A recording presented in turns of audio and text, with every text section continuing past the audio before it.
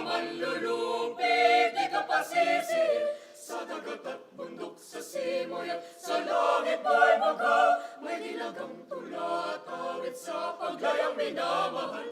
Ang isap ng watawat mo'y tagumpay na nagdinindi.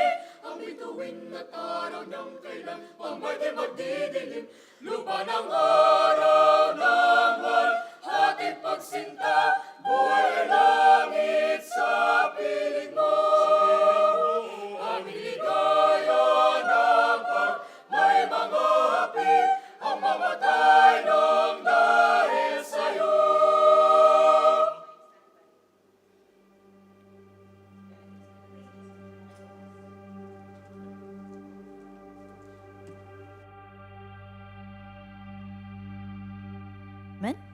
Ladies and gentlemen, please be seated.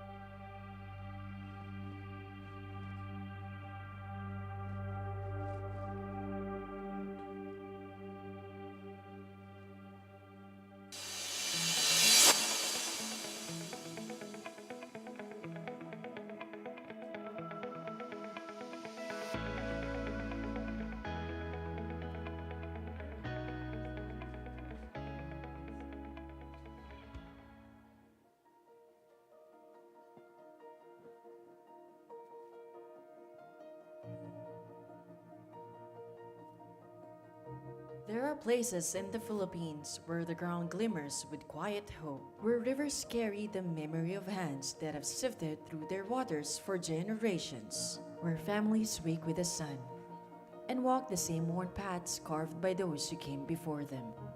They are home to small-scale gold miners, mga manggagawang may dangal, may pangarap, at may pagmamahal sa kapwa. People who dig not only for gold but for a future. A future for their families. A future for our country. Over 500,000 workers, 2 million lives sustained, and 40 provinces across this archipelago of 81. 70% of our country's gold production. Drawn from mountains, rivers, and stories. Stories etched in calloused hands of courage, resilience, and strength.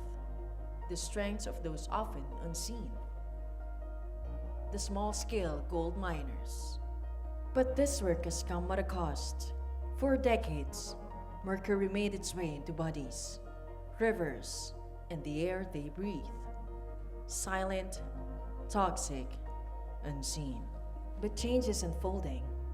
Never easy, but always worth it.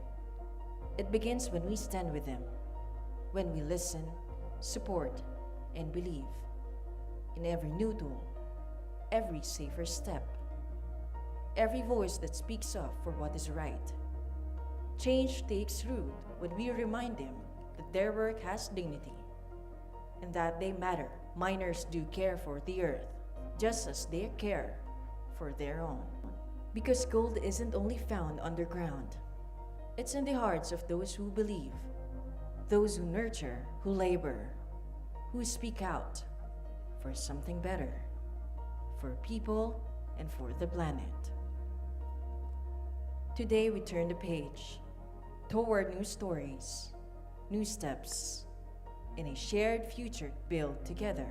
The real gold lies within us, in every act of courage, in every choice to protect, in every community that dares to change. This is our tribute to the hands that shaped a safer, cleaner, more just path forward, a mercury-free responsible artisanal and small-scale gold mining sector in the Philippines. This is the gold we choose. Together, we can make Mercury history.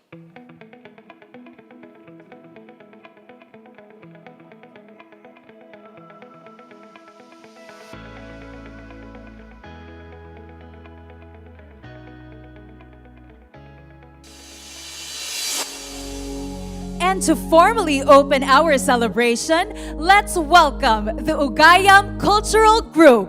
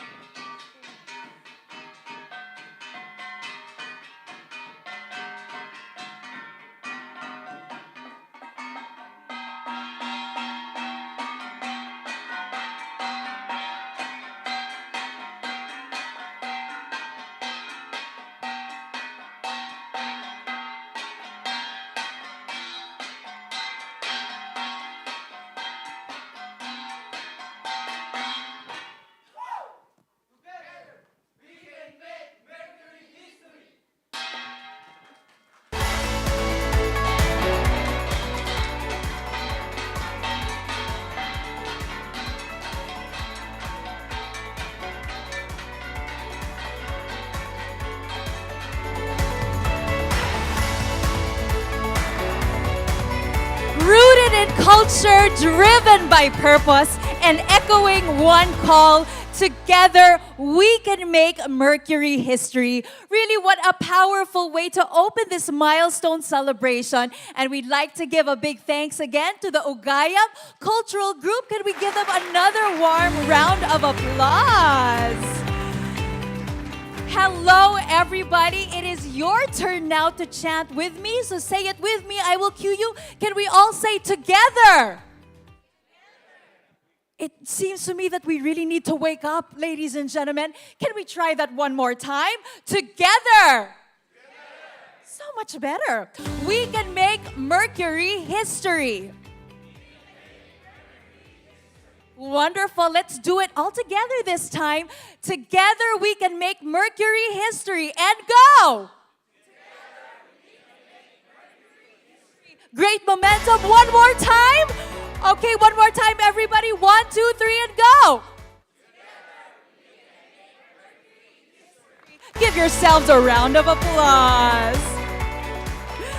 Good morning, ladies and gentlemen. Welcome one and all to the planetGOLD Philippines closing celebration. Allow me to introduce myself. My name is Leslie Lina, and it is my honor and my pleasure to host this momentous event and to be with you throughout this significant day. Now, today marks the culmination of a 6-year journey across the artisanal and small-scale gold mining, or the ASGM sector in the Philippines. Now, while ASGM drives rural economies and supports thousands of families, small-scale miners continue to face systemic challenges, as we all know, from limited access to financing and safer technologies, to complex and prohibitive permitting, and also barriers to joining the formal market. Now, compounding these is the stigma often attached to ASGM, which is too rarely seen as a dignified and vital livelihood. These challenges have kept many miners in cycles of informality, risk, and economic vulnerability. But everyone, as we know through the planetGOLD Philippines project, which is supported by the Global Environment Facility, the GEF, and implemented by the United Nations Environment Program, UNEP, and the United Nations Industrial Development Organization, also known as UNIDO, in partnership, of course, with the Department of Environment and Natural Resources, Mines and Geosciences Bureau, the DENR-MGB, and executed by the Artisanal Gold Council, AGC. We have certainly made significant strides, being able to reduce mercury use, formalizing operations, being able to strengthen capacities, and building a safer, more inclusive ASGM sector.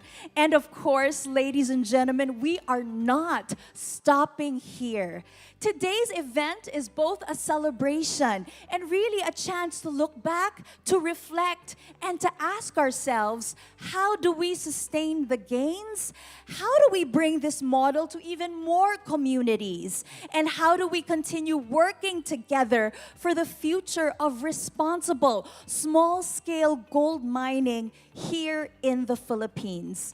Today, everyone, we will be so privileged to hear from government, the academe, from media, private sector, and the youth. And most importantly, we will get to hear from the miners themselves. We'll also explore an exhibit, enjoy more cultural performances, and dive into panel discussions that highlight key moments from the project. So truly a jam-packed, enriching day. Now, to formally open our program, we will call on someone who has been at the helm of efforts to steer national policy and international collaboration in support of responsible small-scale gold mining. Let's welcome the Undersecretary for Policy, Planning, and International Affairs of the DENR, Attorney Jonas R. Leones.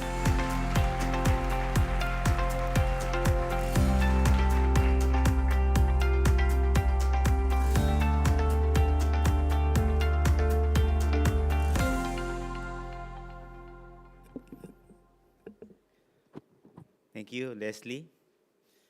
To our development partners from the United Nations Industrial Development Organization, led by the UNIDO country representative to the Philippines, Mr. Ted Monroy, Ms. Lai Hoa, representing Ms. Rodica El Ivan, the project manager of the planetGOLD Mongolia and Philippines from UNIDO headquarters, from Artisanal Gold Council, Canada, Executive Director Mr. Roger Tissot, from the USA-based Natural Resource Defense Council, planetGOLD Global Program Coordinator Ms. Susan Keane. We likewise acknowledge our national agency partners present today, the representatives from the Department of Health, the East Avenue Medical Center, the Department of Labor and Employment, the National Economic Development Authority, now called the Department of Economy, Planning and Development, or DepDev, the Department of the Interior and Local Government, the National Commission on Indigenous Peoples, of course, to our colleagues in the Department of Environment and Natural Resources, led by the Assistant Director of the MGB, Engineer Ted Sandoval, from the Cordillera Administrative Region, from RD SOC Garland, from Region 5, RD Dan Molina, and of course from the Central Office for Assistance and Special Projects, Director Al Orolpo, the EITI PH, Clean Air Asia, Pure Earth, ILO, Fidelisan Elementary School, Alfonso Dasco Elementary School, and Gumaos National High School. We also acknowledge our local government partners where our sites are located, from the Paracali, Camarines Norte, and Sagada Mountain Province. Maraming salamat for standing firm with us in supporting the formalization and local capacity building of the ASGM sector. Most of all, we recognize the heart of this project, our miners, women leaders, youth advocates, indigenous communities, and barangay champions who are in attendance and have brought this initiative to life in their own places, localities, and barangays. Maraming salamat at mabuhay at isang makalikasang pagbati sa inyo lahat. It is an honor to welcome you all to this important gathering, marking the conclusions of the planetGOLD Philippines project, a vital initiative that has meaningfully advanced our shared vision of sustainable, responsible, and mercury-free artisanal and small-scale mining sector. In the Philippines, ASGM remains a cornerstone of many rural economies. It provides critical livelihood and plays a driving force in local economic activities. However, despite its economic importance, the sector continues to face significant challenges, especially the hazardous use of mercury and the lack of formalization and comprehensive support mechanism for miners. The planetGOLD Philippines project, supported by the GEF, UNIDO, and UNEP, the Mines and Geoscience Bureau, and the Artisanal Gold Council, were designed to directly confront these long-standing issues, and we're happy to note that the project has delivered the required outputs. In Sagada and Paracale, we've introduced safer gold processing technologies, supported the formalization of the small-scale mining operations, and built the knowledge and capacity of local communities to manage their resources sustainably and safely. These achievements are more than technical milestones, as they represent a shift toward a future where miners, communities, and ecosystems can mutually thrive together. As we gather today to celebrate the milestones we have achieved, we are equally reminded of the work that still lies ahead. Quoting Mr. Winston Churchill, and allow me to paraphrase, open quote, "This is not the beginning of the end. Rather, it is the end of the beginning," end of quote. It is my firm belief that we are at the starting point towards deeper collaboration and sustained action in the mining industry. The path ahead calls for stronger policy frameworks,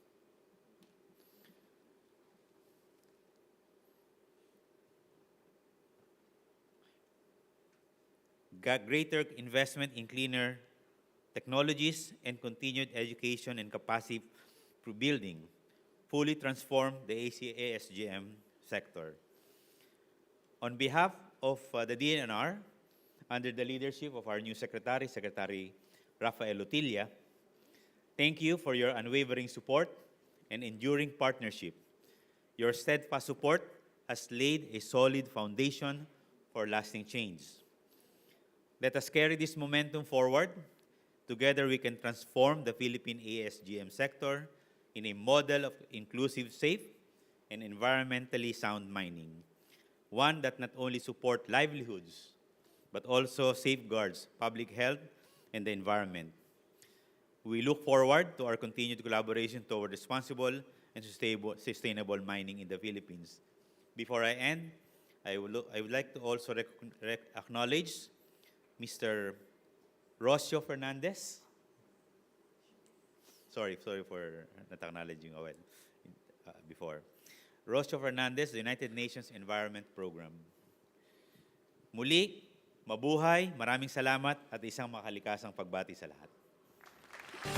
Maraming salamat. Thank you so much, Attorney Leones, for, of course, grounding us in the core of what we've always stood for, what this program, Planet Gold, has always stood for, and, of course, for officially opening today's event. Now, everyone, before we proceed further, let us, of course, acknowledge our key dignitaries here in attendance. And when your name is called, you may rise so that we can welcome you warmly as well. Beginning with the task manager for the Planet Gold program in Mongolia and the Philippines of the United Nations Environment Program, we'd like to acknowledge again Ms. Rocio Fernandez.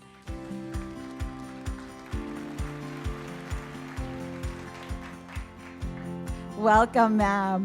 Next up, the UNIDO country representative from UNIDO Philippines, Mr. Teddy Monroy.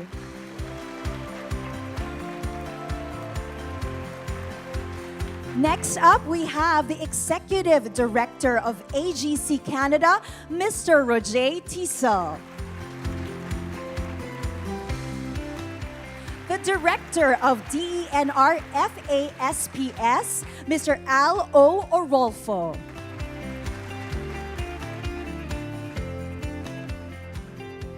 Next, we have the OIC Director of DENR MGB, the Assistant Director, Teodorico A. Sandoval. Next, the Regional Director of CAR from the DENR MGB, Director Socrates G. Gerlan.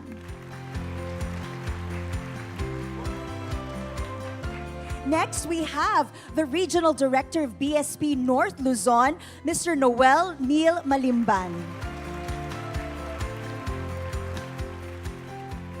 Up next, we have from the Municipal Government of Paracale, Councilor Honorable Bernadette E. Asutilla.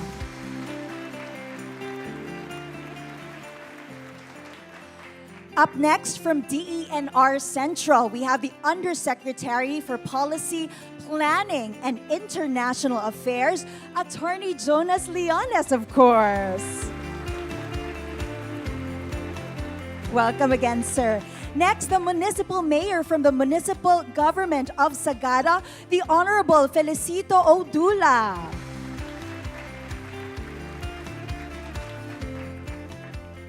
Also, we'd like to acknowledge from the UNIDO Headquarters, Project Administrator, Ms. Lai Hua.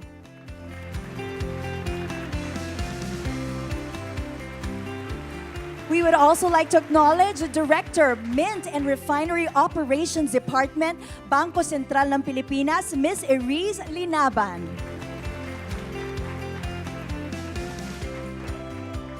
And also, thank you for being here, Representative from Cebuana Luwalier and Oro Resources, Ms. Rose Ferrer. Thank you so much. Maraming salamat to our distinguished guests for being here and celebrating with us today. Now, everyone, to help frame our celebration within the global context of environmental protection and, of course, sustainable development, we now hear from UNEP, the lead agency of the Global Planet Gold program and a key implementing partner in the Philippines. Everybody, please join me in warmly welcoming UNEP's task manager for Planet Gold Mongolia, Philippines, Ms. Rocio Fernandez.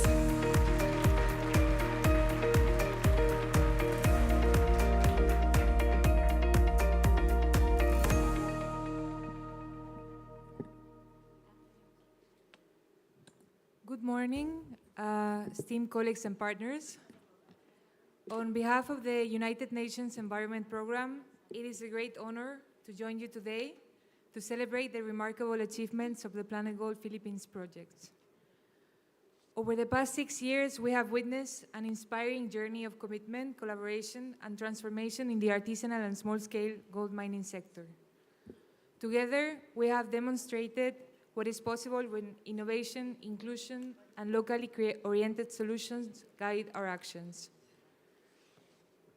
Through the collective efforts of all stakeholders, this project has made tangible, lasting impacts, not only to the environment, but also to people's lives and futures. Among the many accomplishments, I would like to highlight a few milestones that are truly worth celebrating. 2 Mercury-Free processing plants that have been successfully installed and are now serving as models of safer, cleaner, and more responsible mining practices. More than 1 ton of mercury that will be avoided yearly and is expected to increase in the future as plants continue their operations. Over 70 capacity building activities that have empowered miners, government officials, and local communities with knowledge and tools to implement change. We are especially grateful to the national partners who have made this possible, particularly the leadership of the Department of Environment and Natural Resources, Mines and Geosciences Bureau, and we would like to give a special mention to the PSC Chair, Attorney Juan Miguel Cuna, DNR Undersecretary for Field Operations, Supervising Undersecretary for MGB and EMB Luzon and Visayas, the PSC Co-Chair, Attorney Jonas Leones, DNR Undersecretary and Co-Chairperson of the PSC, the PMC Chair, Engineer Michael Cabalda, Assistant Secretary for Mining Concerns, OIC Director for MGB, and the DNR Undersecretary for Finance, Information Systems, thank you, and Climate Change, and Jeff Operational Focal Point, Attorney Annalisa Te. Your guidance and support has been instrumental throughout this journey. A heartfelt thank you as well to the local government units and the communities in Paracale and Sagaga, whose participation and commitment has been the backbone of this initiative.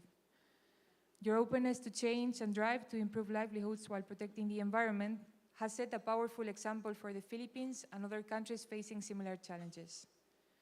Beyond the technology and the mercury reduction, the project has also created long-lasting elements for change. A core group of trainers that has been established, ensuring that knowledge and good practices can be transferred far beyond the life of the project. Strategic partnerships with financial institutions like PJ Luilier, in partnership with the Banco Central in Filipinas, have helped lay the groundwork for increased access to formal finance.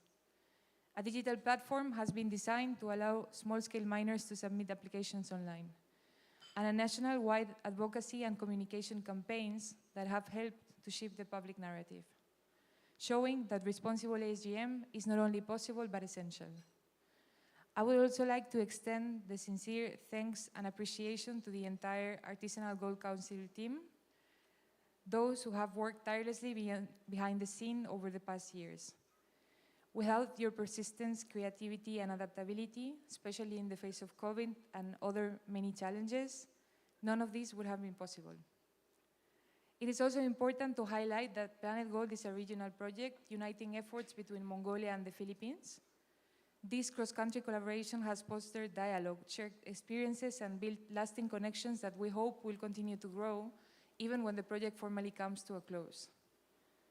The Philippines has taken meaningful steps in advancing its commitments under the Minamata Convention on Mercury, and as we close this chapter, Our task now is to ensure that these results are sustained, replicated, and scaled up. The upcoming development of the National Action Plan on ASGM offers an opportunity to do just that, to integrate the lessons and experiences from this project into the long-term national policy and programming. Once again, thank you to all of you, our partners, colleagues, community members, and friends for making this journey so rich and impactful. It has been a privilege for UNEP to be part of this endeavor, and we look forward to continuing to support the Philippines in the path towards a safer, cleaner, and more profitable ASGM sector. Thank you very much. Thank you so much, Ms. Fernandez, for sharing UNEP's steadfast commitment to inclusive progress. Of course, for all of your support for the project here in the Philippines, and definitely yes to sustaining and replicating all of the gains. Up next, everybody, we are going to hear from the project's technical lead, who is responsible for turning vision into action and ensuring that every goal translates into real and on-the-ground impact. From UNIDO, delivering a message on behalf of Ms. Rodika Ivan, UNIDO Project Manager for the planetGOLD Mongolia Philippines project, we have with us UNIDO Project Administrator, Ms. Lai Hua.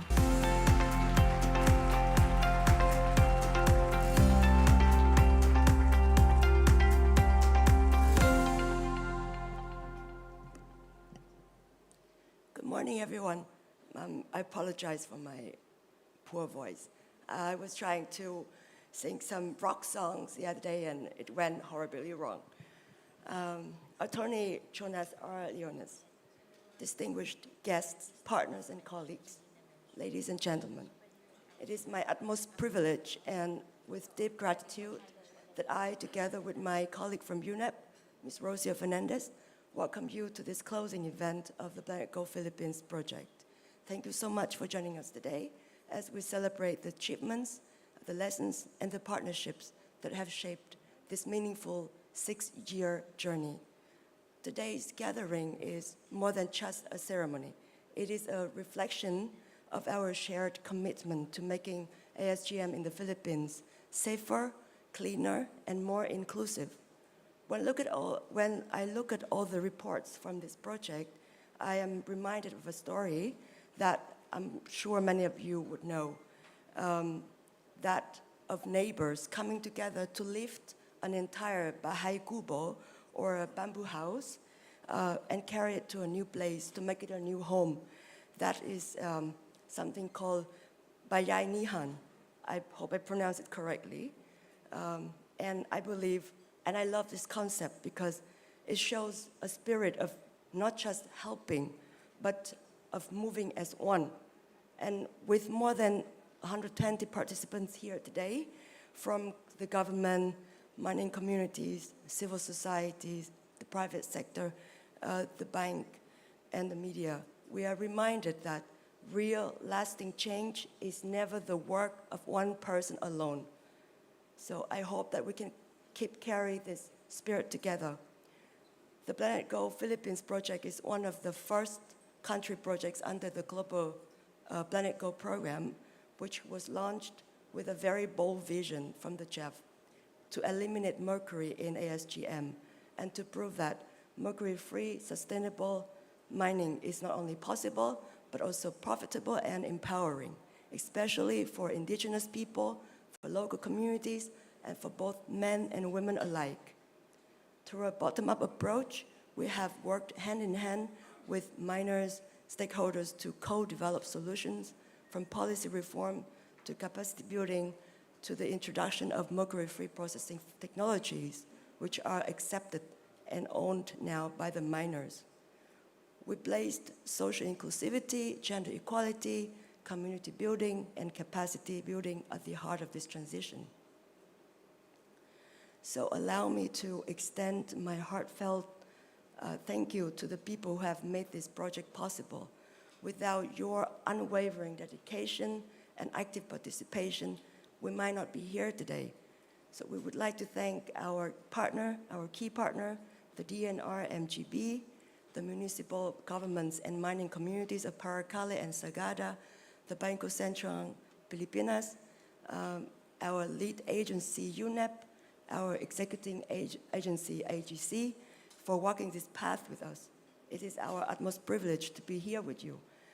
I also wish to recognize the invaluable support of our donor, the Jeff. And to the country project team, a sincere thank you. You know who you are, and thank you. I just want to wish you to hug all of you now. That said, our work does not end here, as Attorney Leona has just said.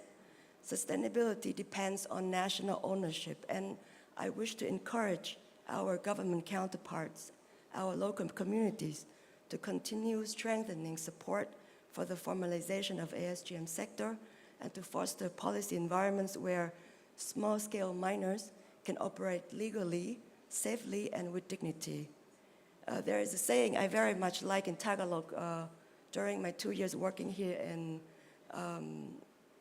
San Pablo, Laguna. Kapag may tiyaga, may nilaga. With perseverance comes reward. And this project has shown that with hard work, dedication, with the right support from the right people, with the right tools and partnership, ASGM can be both a livelihood and a force for sustainable development, not only across the beautiful archipelago of the Philippines, but also resonating far beyond this shore, inspiring global change. Thank you once again for being here.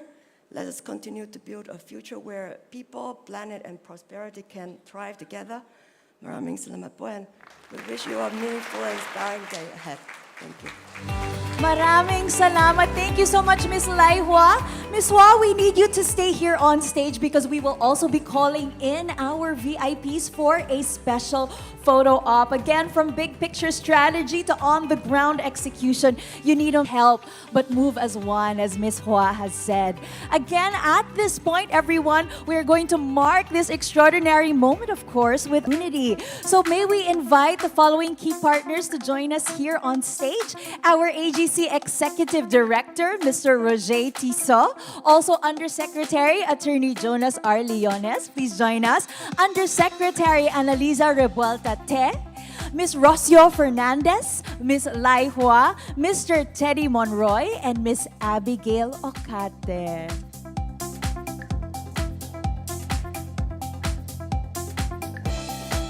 So we are going to have a photo op on stage.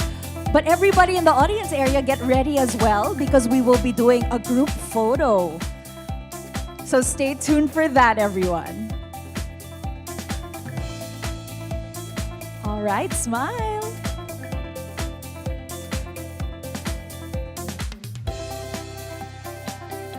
All right, compress.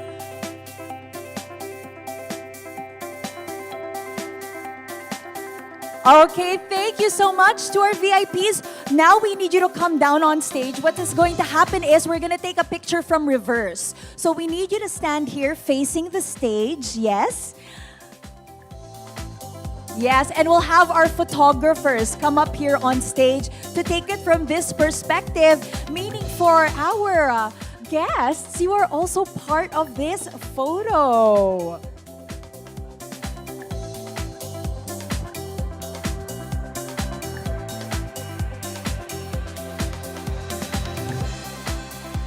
All right, so with that, everybody, we'd like to ask you to stand up as well to make sure that you are seen within the frame. So you can also move towards the center or at least move closer to make sure that you are within the frame. So again, everybody, the closer you are to the center, and you can even move forward as well to make sure that you are captured within our group photo. All right, wonderful. Everybody smile.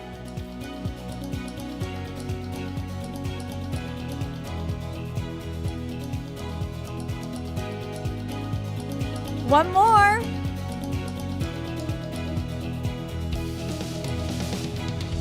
Okay, give yourselves a round of applause. This time, everybody, let's say our group chant again. Can you say together, we can make Mercury history? 1, 2, 3, and go!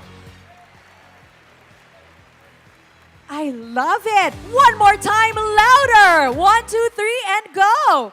Together, we can make Mercury history. Maraming salamat po.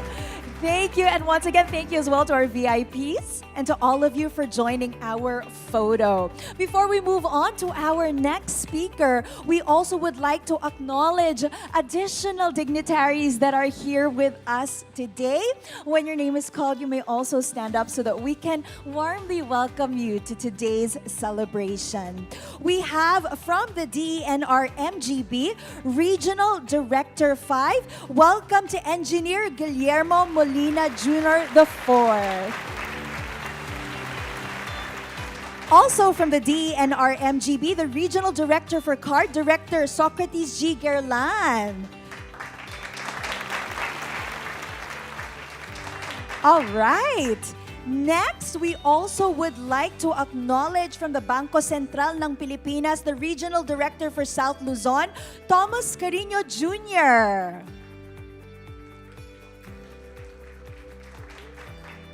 Next as well, also from BSP, the Regional Director for North Luzon, Mr. Noel Neil Malimban. All right. Also from BSP, the Assistant Governor for the Operations Subsector, Ms. Rosabel B. Guerrero. And we'd like to also acknowledge from the DENR EMP, the Director OIC Assistant Secretary for Environment, Attorney John Edward T. Ang. Thank you so much to our guests for being with us today. Now, everybody, our next speaker has long championed mercury-free small-scale mining on the global stage. She is the planetGOLD Global Program Coordinator from the Natural Resources Defense Council, one of the key forces shaping the bigger movement that we are part of. Everybody, let's hear it from Ms. Susan Keene.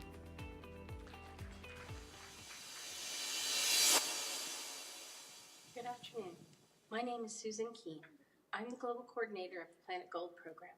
On behalf of the entire Global Project team, I would like to offer our warmest congratulations on the successful conclusion of the planetGOLD Philippines project.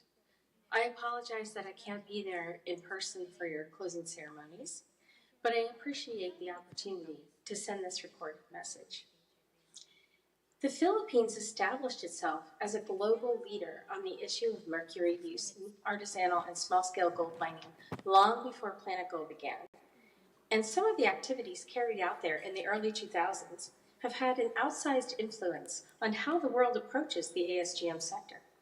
I had the privilege of visiting the Philippines on several occasions and participating in some of that early work. And I recall particularly a memorable visit to the Gaang mine high in the mountains of Kalinga province, where colleagues from Dialogos, a Danish NGO, had conducted seminal work that very successfully demonstrated mercury-free processing techniques that led to higher gold recovery for the miners, showing the world that profitable, responsible ASGM was truly possible. The Philippines was also the site of the first global forum on ASGM, which was held in 2010 and was instrumental in helping countries prepare to negotiate treaty language to address mercury in ASGM. Many of the countries attending the Global Forum commented it was the first time they had realized the global scope of the issue and the common challenges faced by all countries with ASGM. The Manila meeting clearly set the stage for the surprisingly smooth negotiations that resulted in Article 7 of the Convention. And finally, in 2011, with funding from the former SICAM Quick Start program, the country published a national strategic plan for the phase-out of mercury in ASGM in the Philippines. This document became the prototype that was used as the basis for discussing and developing the general National Action Plan requirements under Minamata. I note that the development of a full formal NAP for the Philippines per the convention is about to get underway. Carrying on this tradition of leadership, planetGOLD Philippines was among the very first phase of projects launched under the planetGOLD program.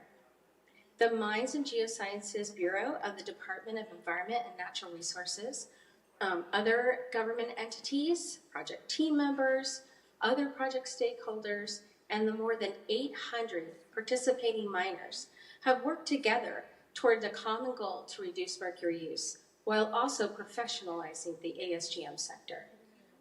The project's efforts to assist the government with streamlining permitting, including a new knowledge management platform designed to allow small-scale miners to submit permit applications online, will spur greater formal participation by miners that will open doors to new finance and market opportunities. This work complements the project's emphasis on promoting responsible gold production, in particular the extensive training conducted on the Planet Gold criteria for environmentally and socially responsible operations, which will enable miners to participate in responsible gold supply chains. Further, the project's collaboration with the central bank has provided an innovative example of how central banks around the world can support the improvement of the sector through their domestic gold buying programs. Through the central bank's commitments to buy from responsible ASGM producers, they create more confidence in the legitimacy of the sector, which in turn can support more participation of miners in the formal economy. The project team has also collaborated with PJ Lulier, a national finance and pawnbroking company, on a comprehensive services approach with gold trading arrangements, loan provisions, and insurance offerings for miners. Given the company's broad reach with thousands of locations throughout the country, that collaboration could be genuinely transformative. Working on transferring Mercury-Free technologies has also been groundbreaking. Testing new technologies such as the helicoidal concentrator and new chemical leaching methods that reduce the amount of cyanide needed. But beyond the technologies themselves, it's notable how the project worked very closely with the affected communities, especially indigenous communities, to ensure that they had a real say in the selection of technologies used in mining operations. This engagement was not just a pro forma exercise. On the contrary, the project took communities' concerns very seriously and completely changed the operational design of one site to accommodate them, showing true respect for the idea of free, prior, and informed consent. Communications by the Planet Gold Philippines team have been especially strong, aimed at creating a more balanced conversation around ASGM. The team used a huge variety of creative tools, including radio programs, social media, videos documenting the journey of miner champions, comic books, children's art contests, and other youth-oriented programming, all to educate people about the sector. They have also been actively engaging local media to more fairly cover the sector. And we are very grateful to the team for partnering with the Global Project last year to host a highly successful solutions journalism workshop on ASGM for international press. The Planet Gold Philippines project is part of the larger Global Planet Gold program, which aims to promote the reduction and, where feasible, elimination of mercury use in ASGM all around the world. While the activities of each project bring the greatest benefits to the miners and other stakeholders in their country, the entire global ASGM community of practice will also profit from watching and learning which interventions work and which do not. The project has provided an especially rich treasure trove of new information and evidence that will provide fresh ideas and tested approaches that can be applied to ASGM in countries all around the world. We congratulate and thank everyone who contributed to the success of Planet Gold Philippines. We encourage everyone involved, national and local governments, other organizations, the miners and the miner champions, and other partners and beneficiaries to continue to sustain and expand the gains made by this project so that the Philippines can continue to lead the way in making mercury history. Thank you. Thank you so much, Ms. Keen, for spotlighting the Philippines as a global model in mercury-free small-scale mining. And of course, for reminding us that responsible ASGM, it's not just a vision, but definitely a possibility. And now, everyone, we are going to turn to the project's executing agency. The Artisanal Gold Council, or the AGC, has been deep in the trenches, working closely jointly with communities, local governments, and national agencies to turn vision into real, lasting change. Now, here to share a message with all of us today is its Executive Director, Mr. Roger Tiso.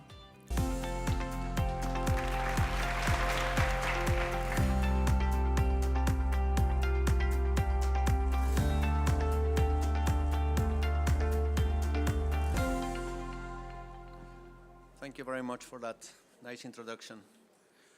Honorable Representative of the Department of Environmental and Natural Resources, especially our partners in the Mine and Geoscience Bureau, distinguished guests from UNEP, UNIDO, and the NRDC, esteemed local government officials, leaders of the artisanal small gold mining communities, colleagues, and friends.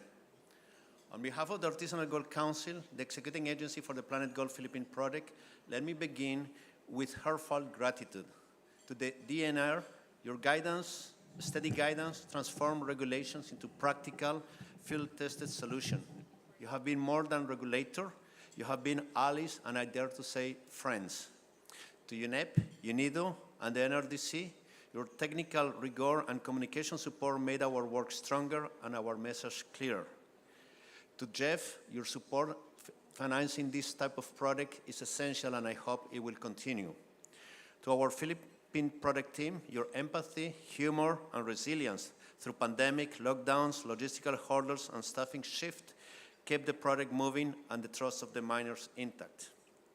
Since 2020, Planet Gold Philippines has helped formalize and legalize 2 operations on small-scale mining association in Camarines Norte and Benguet, giving miners a legal footing for the first time.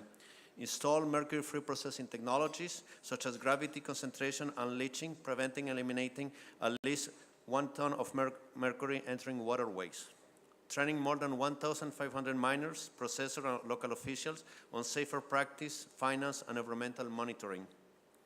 Opening dialogue with local banks and cooperatives so miners can access capital without resorting to the middleman charging predatory rates. This number matters.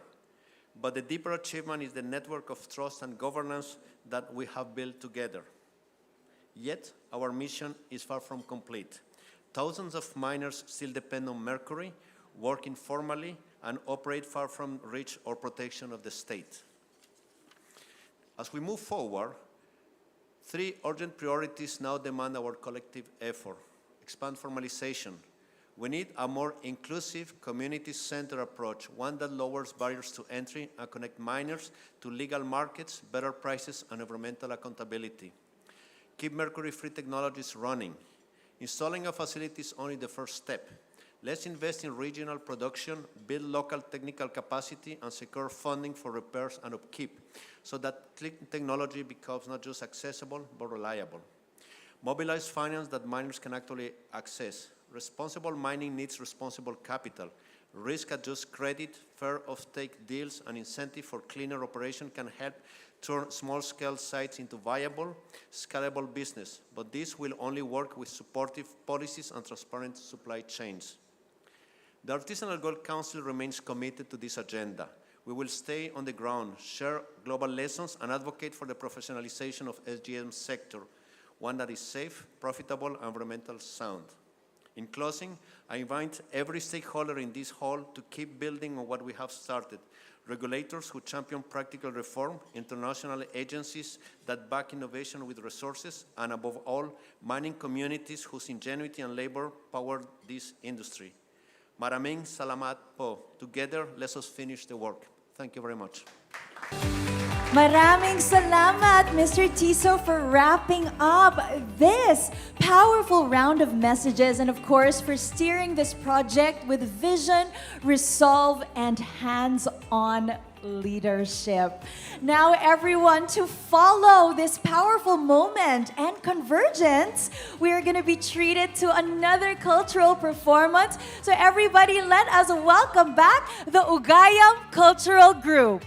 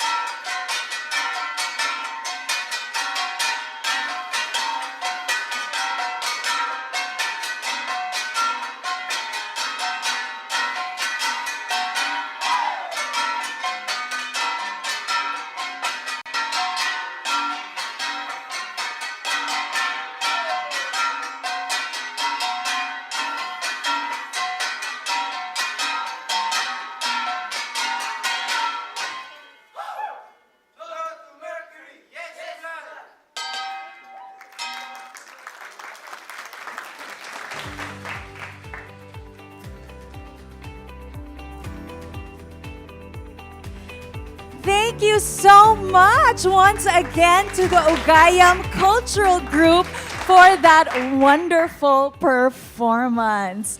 And now, everyone, to walk us through the Planet Gold Philippines project, a 6-year initiative that piloted Mercury-Free technologies, also strengthened policies, and championed inclusive, community-led solutions that really helped transform the ASGM sector. We will now hear from the National Project Manager of the Artisanal Gold Council Philippines. Please join me in warmly welcoming Ms. Abigail Ocate.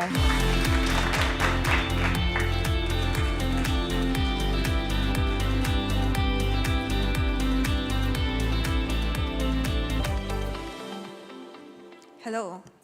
Kita po ba ako? Medyo ako po yung pinakamatangkad sa lahat ng nag-speak eh. Ayan, mabuhay and good morning po sa inyong lahat. Thank you so much for being here to celebrate this important milestone with us. 6 years ago po, we started on a mission to help reduce mercury use in the artisanal and small-scale gold mining sector. And more than that, to change how the sector is understood, supported, and sustained. And now, nandito na po tayo. Yay! Ba't parang ako lang po masaya? Ba't parang ako lang po masayang nandito tayo? Siguro po dahil mamimiss nyo kami. Well, I think same din po yung feeling namin. It's bittersweet na medyo masaya and malungkot as well na magtatapos na po yung proyekto. But as we close this chapter, let's remember that today's event isn't just a celebration of an ending. It's a celebration of a movement that we've built together, an ongoing movement na bunga po ng pagtutulungan, pagbabago at malasakit. This is the legacy of Planet Gold Philippines. So as many of you know, mercury pollution is a global crisis, and small-scale gold mining is a major contributor, responsible po for around 37% of global mercury emissions.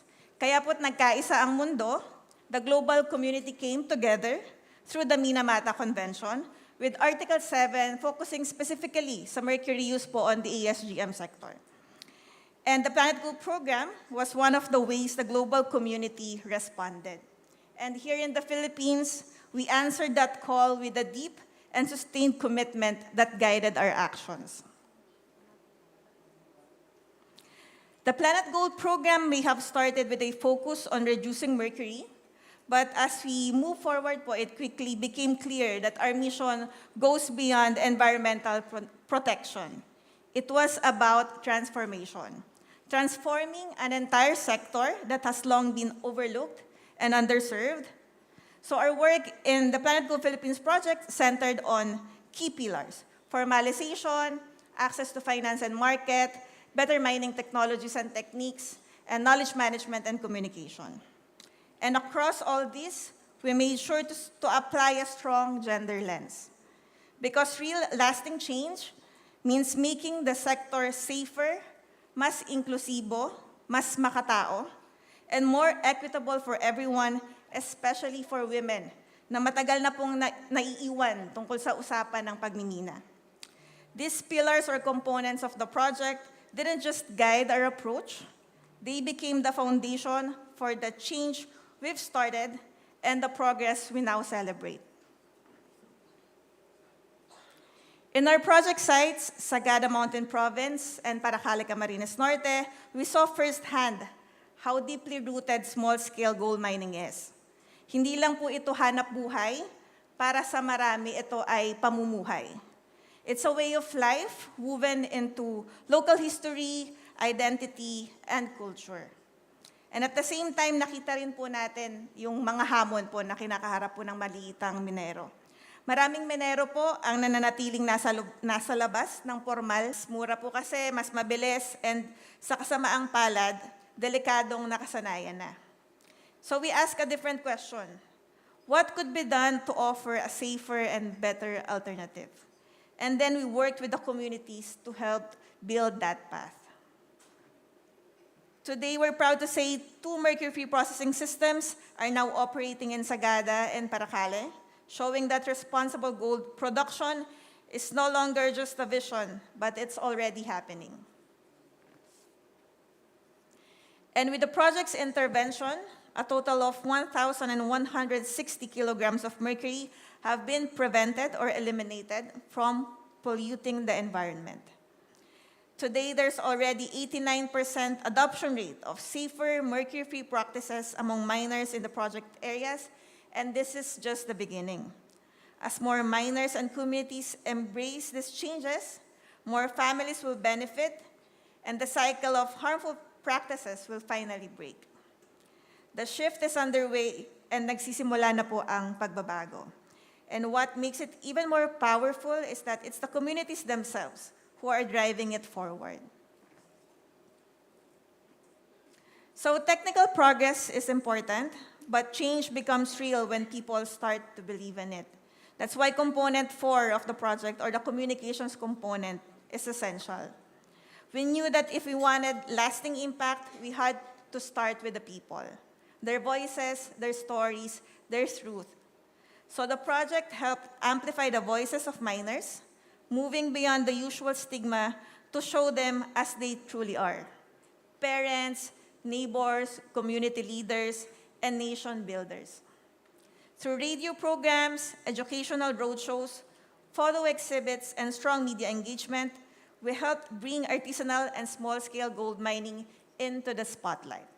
Binigyan po ng pansin, binigyan dignidad, at binigyang boses. Today, it's no longer a hidden story. It's part of the national conversation and even in the global dialogue, just as it should be.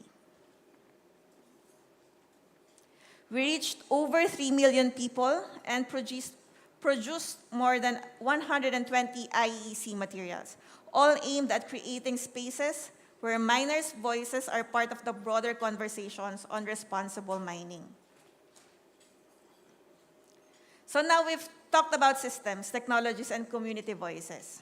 But to truly make the sector inclusive, we also needed to ask, who is being left behind? So when people think of mining, yung image po is almost always the same, right? A man in a hard hat underground. But for so long, mining has been seen as a man's world. But the truth is, behind every ounce of gold, there's often a woman whose labor is unseen and unrecognized. They mine, they process ore, they manage finances, raise children, and support their families.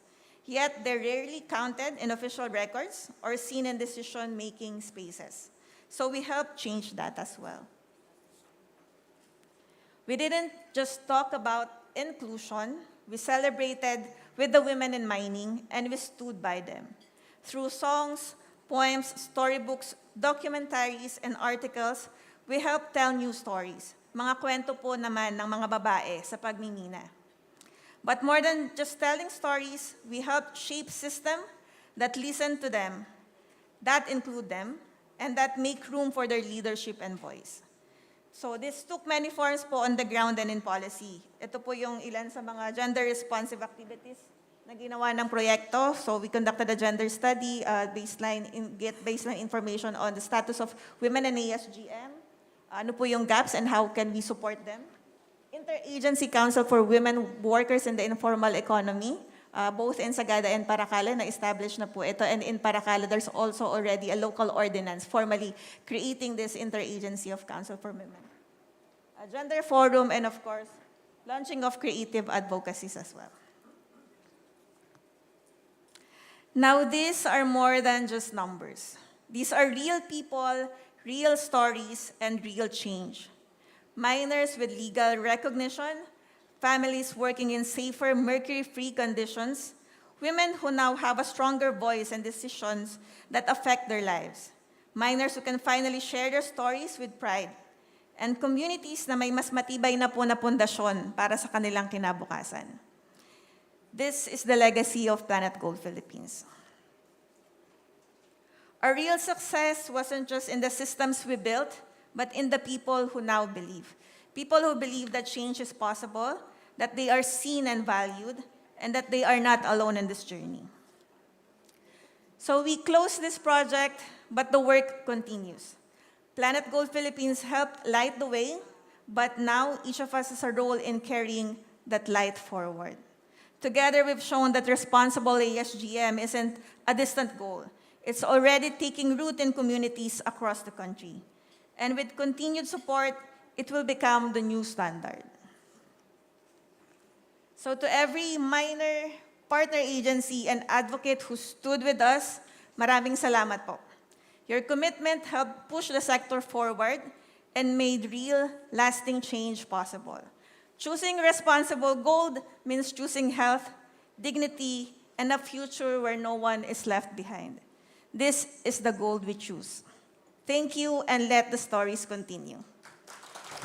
Maraming salamat, Ms. Ocate, for that clear and very significant and inspiring overview of the project. Yes, indeed, may the stories continue.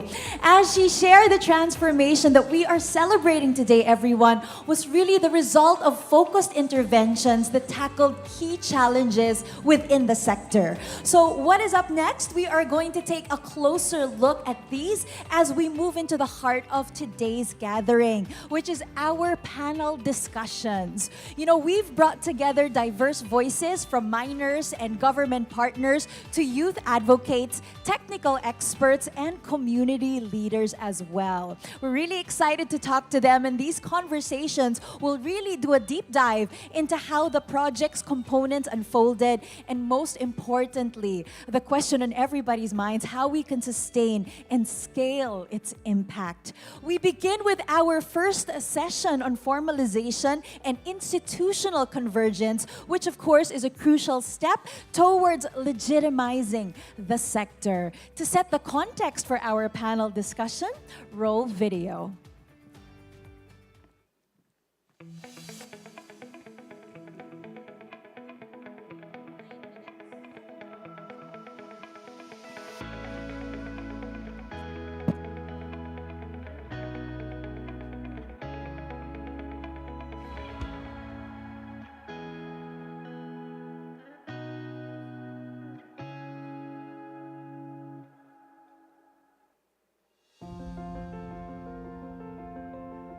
Philippines. There are an estimated 500,000 small-scale gold miners working across the country. Most operate informally, without permits, without protection, often excluded from support, and too easily labeled as illegal.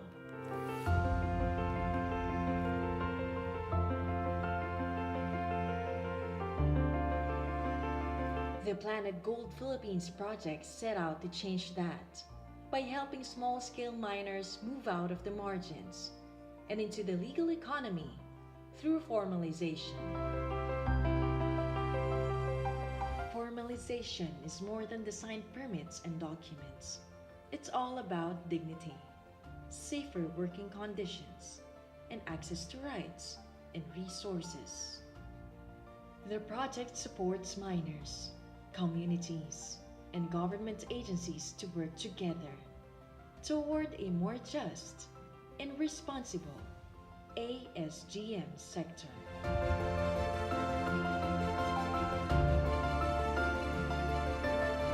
At the national level, the project examined the legal gaps in the sector through the Gold with Dignity report and convened key stakeholders to chart a better policy path forward.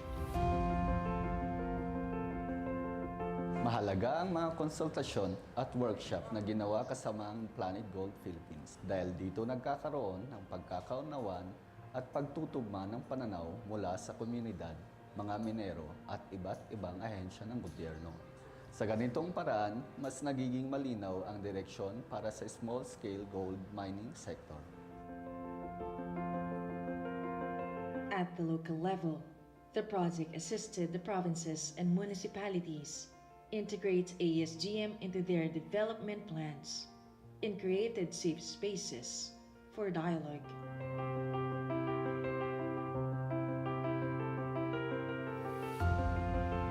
Mula sa panahon ng mga dayuhang Kastila, Hapon at Amerikano, karamihan sa mga taga-Paracali ay namulat na sa pagmimina. Isang kabuhayang nauna pa sa mga batas at regulasyon. Hindi madaling baguhin ang nakasanayan. Pero sa tulong ng Planet Gold, unti-unting naipapaunawa sa pamayanan ng mga minero ang halaga ng formalisasyon. Mas naging malinaw at maayos ang proseso tungo sa legal na pagmimina at kahalagahang mapangalagaan ang kapaligiran.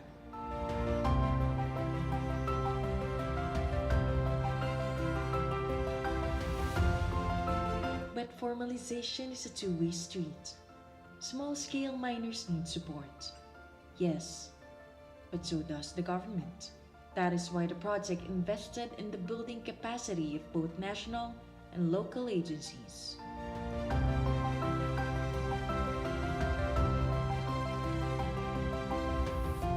A major step is the creation of the DENR MGB Core Group of Trainers on ASGM, a team of technical experts who can replicate the project's training and extend support to other provinces. Meanwhile, workshops with the provincial mining regulatory boards helped unify understanding of laws across agencies. These sessions aim to align approaches. Malaki ang naitulong ng mga inisyatibo ng Planet Gold Philippines para mas maging malinaw at makatugma ang pananaw ng iba't ibang ahensya tungkol sa formalization, lalo na sa amin sa MGB. Kapag maayos ang ugnayan at proseso, mas mabilis nating matutulungan ang mga minero na gustong maging legal.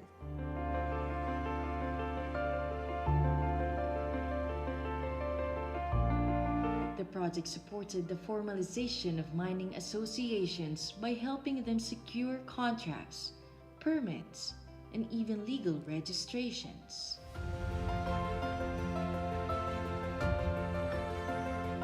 Napakahirap talaga dito dati sa Sagada. Minsan hindi namin alam saan magsisimula at paano magpatuloy sa mga requirements. Pero dahil sa gabay ng Planet Gold, mas malinaw na kung ano ang kailangan gawin para maging legal kami. Bilang isang heritage town, ang Sagada ay sensitibo sa issue ng pagmimina. Pero kung maayos at legal na ang proseso, tulad ng itinuturo ng mga Planet Gold Philippines, maaari itong maging benepisyo sa mga komunidad.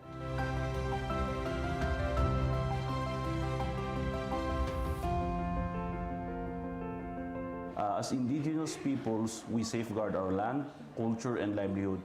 With Planet Gold Philippines, we're formalizing small-scale mining in a way that honors our traditions and protects our environment. This is how we move forward, guided by unity, respect, and our shared identity as IPs.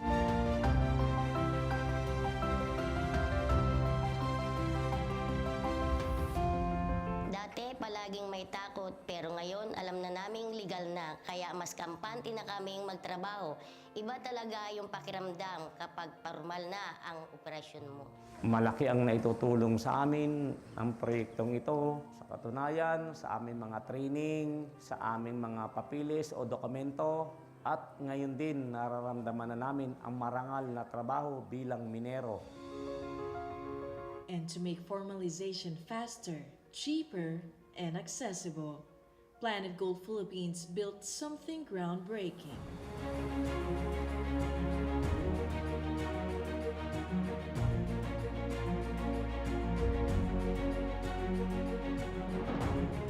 Templates, step-by-step guides, centralized applications. Even the smallest association can now go legal without having to pay millions of pesos. This is also a site for transparency, shedding light on the once invisible ASGM sector and making data accessible to all.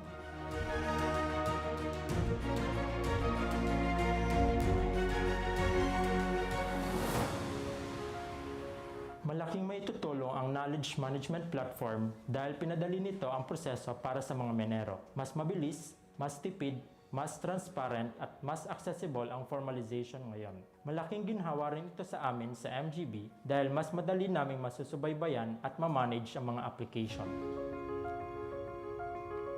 From Paracale to Sagada, from miners to local officials, from policy to people, formalization is no longer a distant dream. With the help of Planet Gold Philippines, the journey from informal to formal has begun.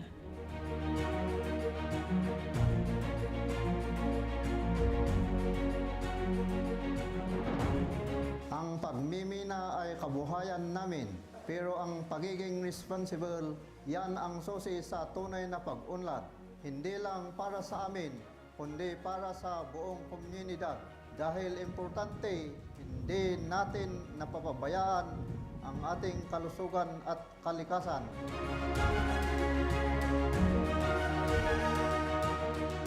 Because dignity in mining starts with recognition, and recognition begins with a system that works for everyone.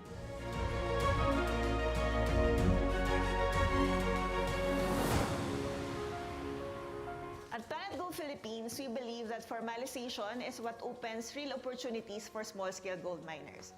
And it begins by shifting perspective, not viewing their work as automatically illegal or harmful, but recognizing it as a legitimate means of livelihood. Every miner deserves respect, dignity, and the support needed to create a safer, cleaner, and fairer future.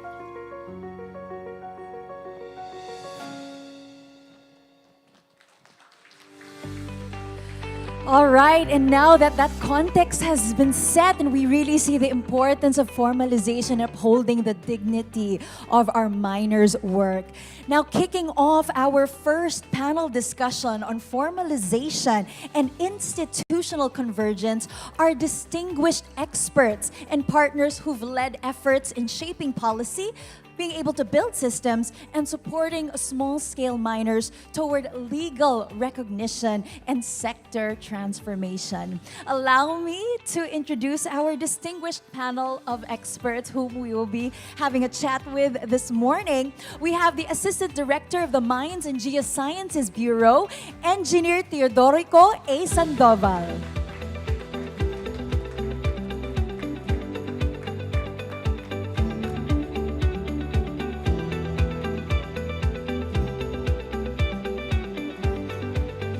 Welcome, sir. Also joining us here on stage, we have the Provincial Information Officer of the Camarines Norte Provincial Government, Dr. Sarah Marie Pante Aviado. Next, we also have the Mountain Province Environment and Natural Resources Office, Attorney Raul Edan.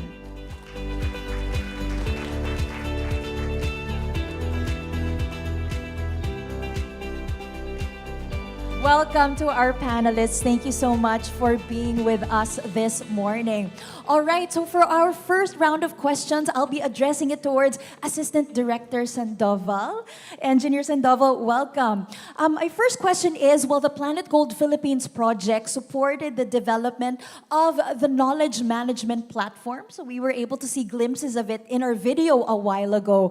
And this knowledge management platform was really meant to streamline the permitting and contracting process for small-scale miners. So, engineer, how does the MGB envision its role in improving access to formalization pathways nationwide? Thank you very much for the questions. The knowledge management platform is an online tool to be used by small-scale miners and processors, as well as the provincial or city mining regulatory board. It is like a bridge that connects the regulatory body with the regulated entities. And moreover, the participations, of course, of the local government staffs and, of course, the MGB central office and the 15 regional offices staffs, of course, on the coordination in a real time and the conduct of simultaneous evaluations of petitions for Minahang Bayan applications for license. This system encapsulates the various requirements of the implementing rules and regulations of the People's Small-Scale Mining Act of 1991, and it systematically lays down the major processes which required under the law to operate a small-scale mining area. And another forefront use of the system in each module is that provide the information and guidance to the miners and regulatory staffs, such as the applicable policies, the process flows, requirements, templates, and so on. So they are expected in the formalization sector. And another major feature of the system is the capability to comprehensively capture and store the small-scale mining-related information, the important data that make this information accessible, as mentioned, in real time, in particular to government institutions. And this information will be used for more informed, knowledge-based decision-making towards the formalization of the sector. And with all the features of the knowledge management platform, we expect to increase efficiency of regulatory processes, and additionally, the platform expected to broaden the government reach to more learner miners and align with our intent to professionalize the sector and eventually facilitate entry to the formal economy. Thank you. Thank you for that, Engineer Sandoval. So we really see what the knowledge management platform is able to provide in terms of accessibility, that storage of information, and then, of course, efficiency also in the processing of information. Our follow-up question for this is, with the project support, the MGB core group of trainers was formed to strengthen technical capacity across different regions. What was the rationale behind establishing this group of trainers? And how will their role be sustained moving forward in guiding and assisting ASGM communities beyond the life of this project? The project saw it fit to broaden the impact of the various training it provides. And consequently, a strategy must be developed to sustain such effort after the implementation of the project. And critical to that strategy is the identifications of knowledgeable champions that will support the small-scale mining sector, which is the pool of experts from the small-scale mining. So the MGB's core group of trainers is that pool of experts.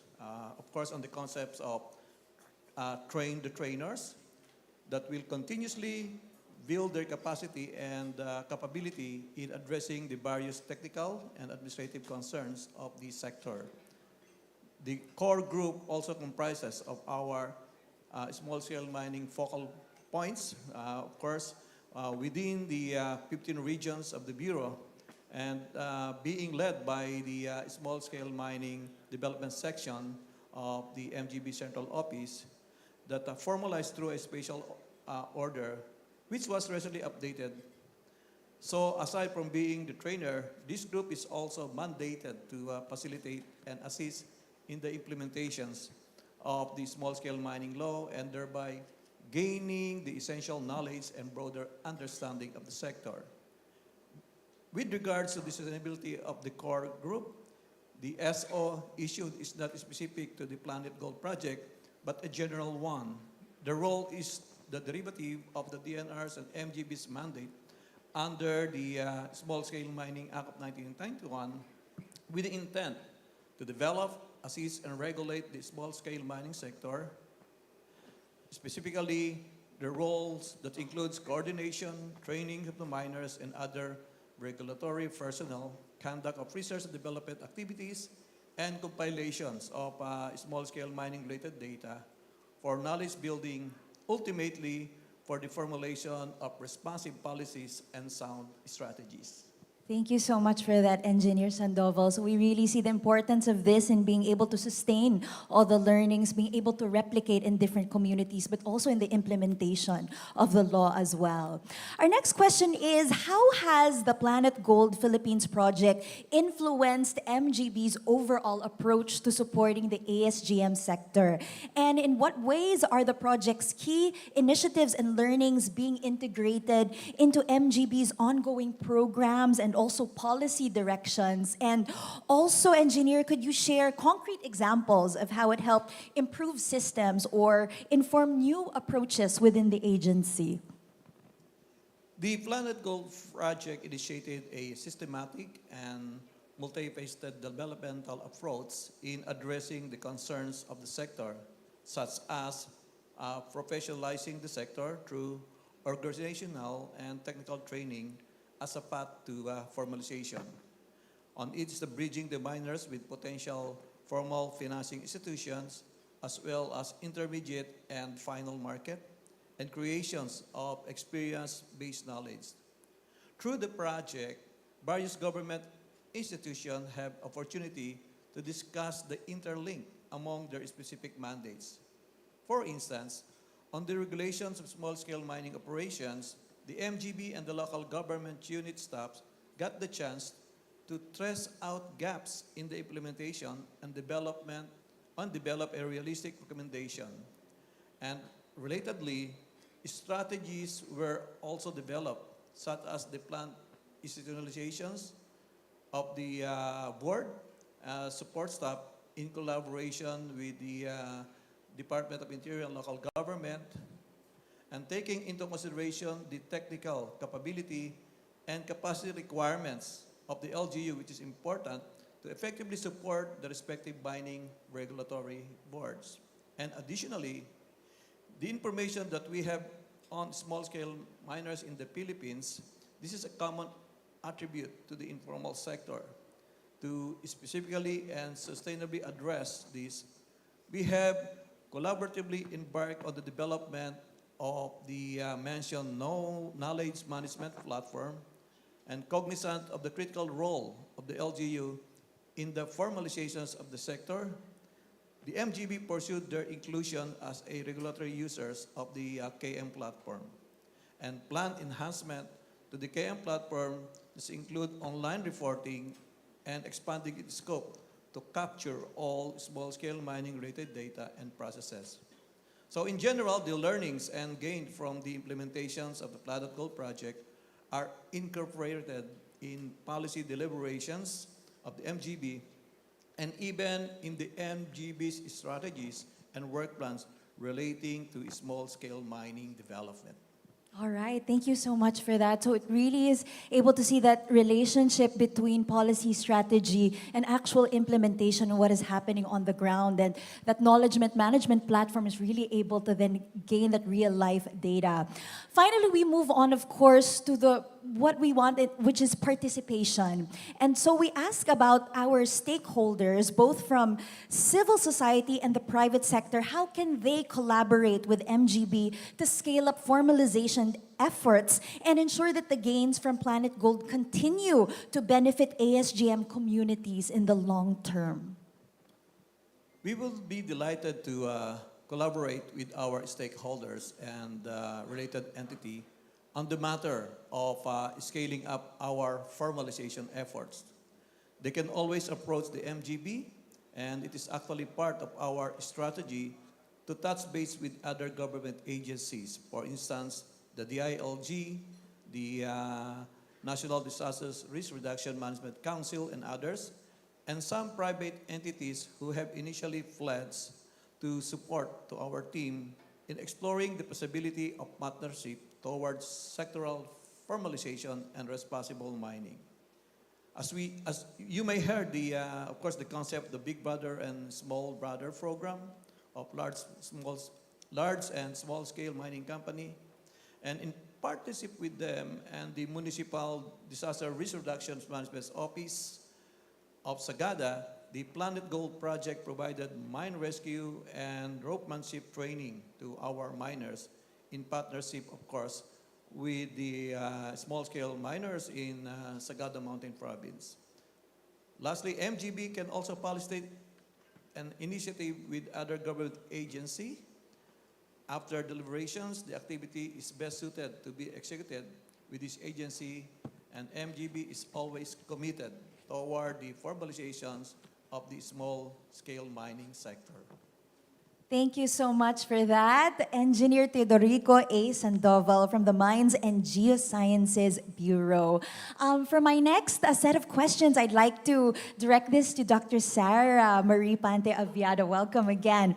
A question is, how did the Planet Gold Philippines project support the work of the Provincial Mining Regulatory Board, or the PMRB, in Camarines Norte? And could you also share, Dr. Sarah, how this support contributed to your efforts in regulating and guiding small-scale mining activities within the province? May I first enumerate the functions of the PMRB? All right. The PMRB is in charge of the policies and also the declaration of small-scale or people's small-scale gold mining areas, or what we call Minahang Bayan. And also, the PMRB is the body that awards the small-scale gold mining contract to those in the Minahang Bayan. And it regulates, it monitors, and it also creates policies. So that's the function of PMRB, or the Provincial Mining Regulatory Board. The project, may I refer to my cue sheets? Definitely. Yeah. Thank you so much for clarifying what the work of the Provincial Mining Regulatory Board is in terms of coming up with regulations, policies, and then, of course, the awarding of the small-scale mining contracts. Yeah. So, given those functions, the Planet Gold helped the PMRB in showcasing an alternative technology that is Mercury-Free. Yes.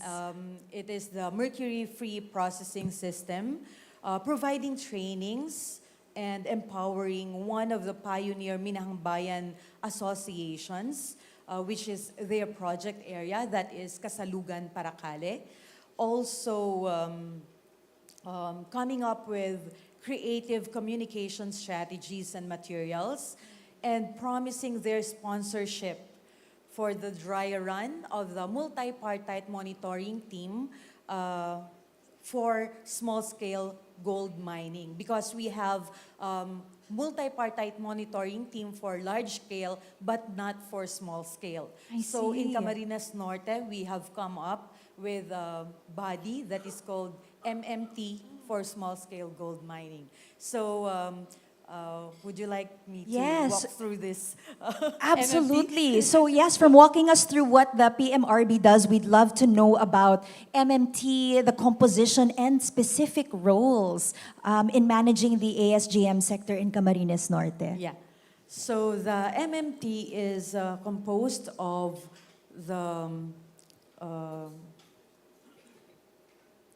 first, R.D. Molina is here, from the representative from the MGB regional office as the head, representative from DENR regional office as member, representative from Environmental Management Bureau as member, representative from the contractor or the permit holder, also from non-government organization, environmental NGO as members. So it is pursuant to the Department Administrative Order of the DNR. But on top of that, we added other members such as from the Bangko Sentral ng Pilipinas, also from Department of Labor and Employment. So the MMT will make sure that the stipulations that they reflected in their Potential Environmental Impact Management Plan, or PEIMP, Annual Safety and Health Plan, or ASHP, CDMP, or the Community Development and Management Plan, as well as their 2-year work plan and ECC, Environmental Compliance Certificate, are all complied with. So we also added a Bangko Sentral so that we can make sure that there is due diligence in gold trade. Also DOLE, so that we can make sure that there is no child labor and there is safety and health practices in the mining sector. All right, that really looks like, it sounds like a very comprehensive team that is formed to make sure that the compliance is really comprehensive and deep as well. Now, another question that we have for you, Dr. Sarah, is that one of the project's key initiatives was the environmental and health assessment conducted in partnership with the Department of Health. How has the provincial government responded to the recommendations from that study? And also, could you share updates and on your action plan and any specific policies or interventions that were implemented as a result of this? The provincial government of Camarines Norte has consulted with its component departments. So we discussed the results of this environmental and health assessment, and we came up with action plan, and we acted on it respectively. So some of them are, first, the PMRB, the Provincial Mining Regulatory Board, the Provincial Disaster Risk Reduction and Management Council, as well as the Climate and Disaster Risk Assessment, or CIDRA, Technical Working Group, were all informed about the assessment, health and environmental assessment. Also, mercury monitoring is added in the parameters in monitoring water refilling stations. So this is new because we do not really or usually monitor mercury in the water we drink. Right. But in our province, we have included mercury as one of the parameters in monitoring water refilling stations. Also, during the review of comprehensive land use plan of Jose Panganiban, it was recommended that they include mercury in their risk assessment. So they acted on it. It is included in their CLUP. Also, the provincial government is partnering with alternative methods which are non-mercury. So we have, of course, planetGOLD, the Mercury-Free processing system. We also have the University of the Philippines and Department of Science and Technology Clean Gem. Also, we promote the use of CN light. It's another alternative to cyanide and no mercury use. Also, we have met with some Japanese researchers so that they can duplicate or replicate the research or health and environmental assessment in other mining areas. So these are some of the initiatives being done by the provincial government. Those are wonderful initiatives, Dr. Sarah. Thank you so much for sharing those. And what do you see as the most significant contributions of the Planet Gold Philippines project in addressing persistent challenges in the ASGM sector, such as, of course, formalization, access to cleaner technology, even gender inclusion, financing, or public awareness? The Mercury-Free processing system constructed at the summit of Minahang Bayan in Barangay Kasalugan, Paracale, is an alternative, if not the solution, for prohibition of the use of mercury. It will also be a monument to be a reminder that responsible mining is possible. Also, the empowerment of the people through the trainings and other opportunities that open to them through this project is very precious. And lastly, the Gold Talk. This is a radio program which we will be treasuring and we will continue this. This is a significant avenue to inform the public that responsible mining is possible and it is an effective tool to reduce the stigma on small-scale gold mining. All right, yes, that's great to hear. Truly, with your help, the Camarines Norte provincial government will make sure that mercury is history. All right, and Dr. Sarah, what are some key lessons learned from your experience with the Planet Gold Philippines project that could help improve future efforts in governing the ASGM sector? Wow. What I learned is that change, though not instantly and never easy, is possible. The uphill battle for formalization of the sector with our governor, which our governor, Honorable Ricardo Dong Padilla, has long started way back 2010 when he was still a mayor. The elusive success of mercury-free mining and ethical gold, gender inclusion and equity, and elevating the dignity of small-scale gold miners are all part of the arduous journey for responsible mining. As Socrates put it, the secret of change is to focus all of your energy not on fighting the old, but on building the new.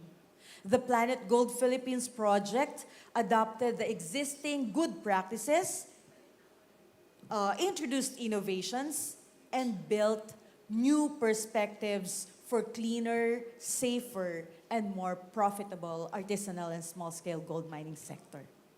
Wonderful and significant learnings indeed, Dr. Sarah. Thank you so much. And for my last set of questions for this panel discussion, I will address it to Attorney Raul Eden of the Mountain Province Environment and Natural Resources Office. So, Attorney Raul, mining has always been a sensitive issue in Sagada. Of course, given the community's strong cultural values around environmental protection and land stewardship.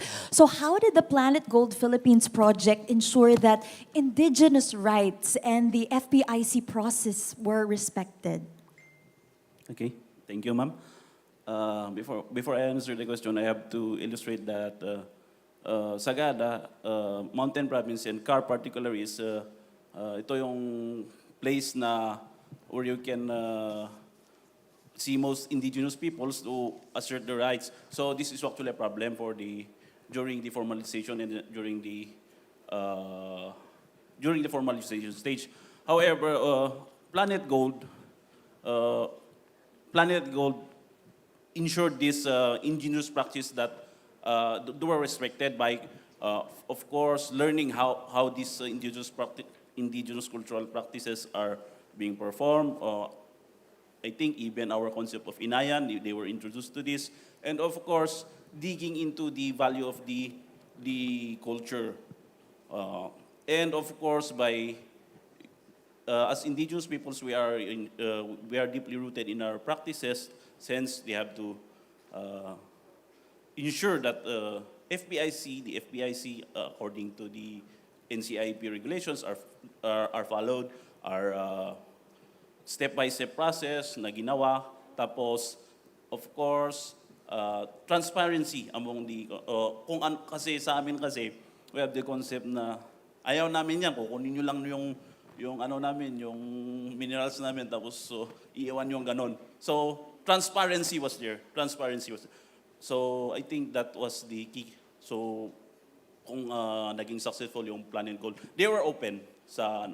And of course, the mining practices were already being undertaken in our places. So, but again, sabi ni Ma'am kanina, yung change, yung pag-iiba, how you do about this, yung artisanal small-scale gold mining process, it was very hard, pero at least through respecting the tradition, unti-unti.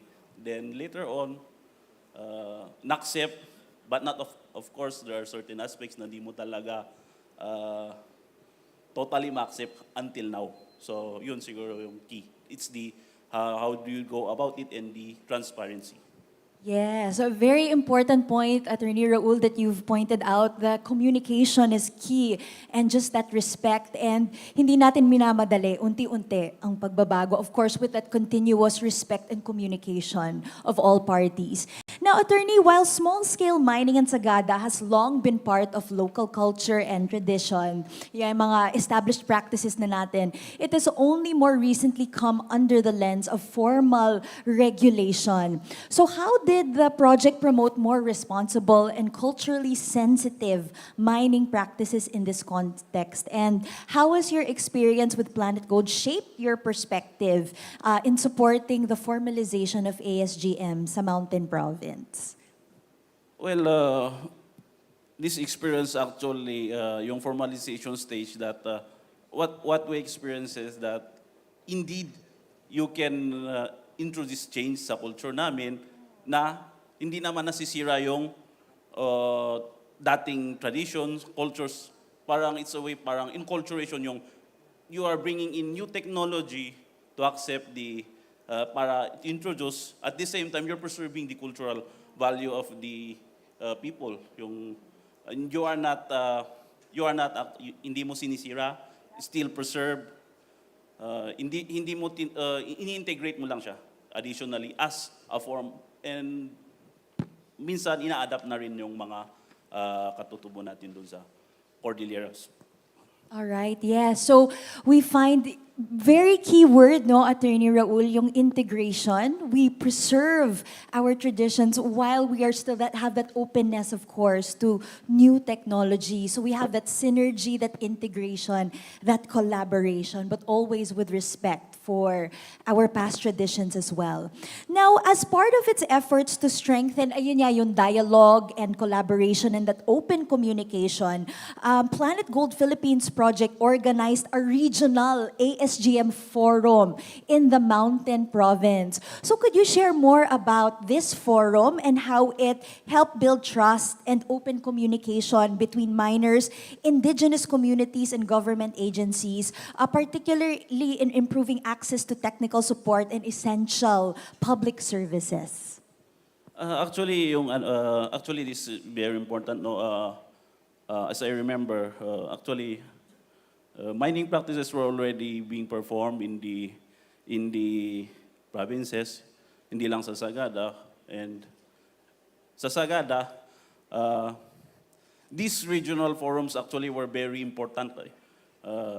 You know what? Because yung miners actually, kanya-kanya sila eh. Kanya-kanya sila. But by formalizing na, because of these forums, they were able to organize themselves, they were able to, actually the first registered small-scale mining legally sa Mountain Province, the only existing. The forum, the successive forums na ginawa ng Planet Gold, it made an impact. It made an impact, very big impact on the organization of this NSBSSMI. Kung wala siguro, yung formality siguro, baka hanggang ngayon, hindi pa. So the forums were actually very important. And also, sa forum kasi, nagkisasama na the government agencies, other stakeholders are already joining in this forum. So it becomes easier na yung, and of course with the knowledge management platform, yun. So these forums were very important sa formalization stage ng ating mga miners actually. That's good to know that the forums were very, very fruitful. As you were saying, attorney, dati kanya-kanya. But then going into these forums, there was that organization and that alignment. Now, attorney, one last question for you. How did the provincial planning workshops contribute to stronger interagency coordination in support of ASGM governance?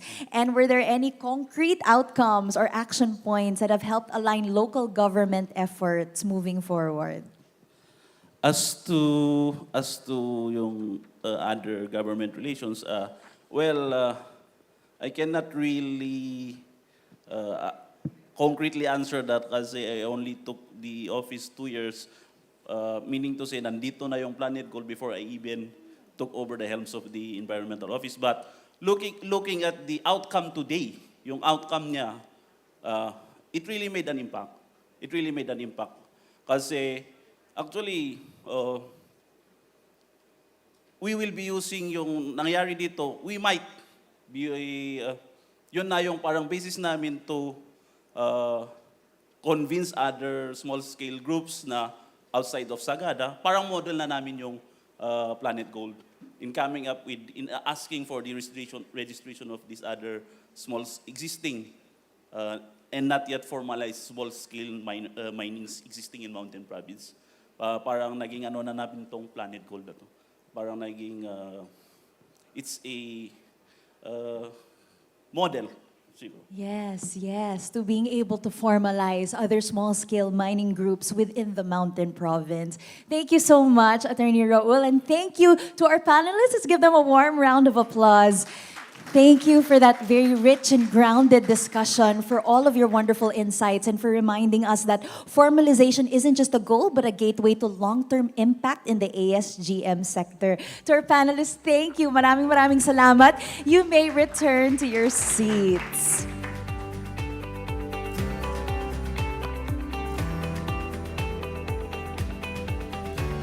Grabe, unang-una pa lang, we just gathered so many insights and it's so wonderful to see all of the fruitful outcomes of the Planet Gold Philippines project and the impact as well. Up next, everyone, is another core component of the Planet Gold Philippines project, which is strengthening financial partnerships and access to formal gold market, which tackled one of the biggest barriers faced by small-scale miners, which is limited access to capital and legal and traceable channels. Now, to give an idea of how the project addressed these specific challenges, please turn your attention to our screen, so play video.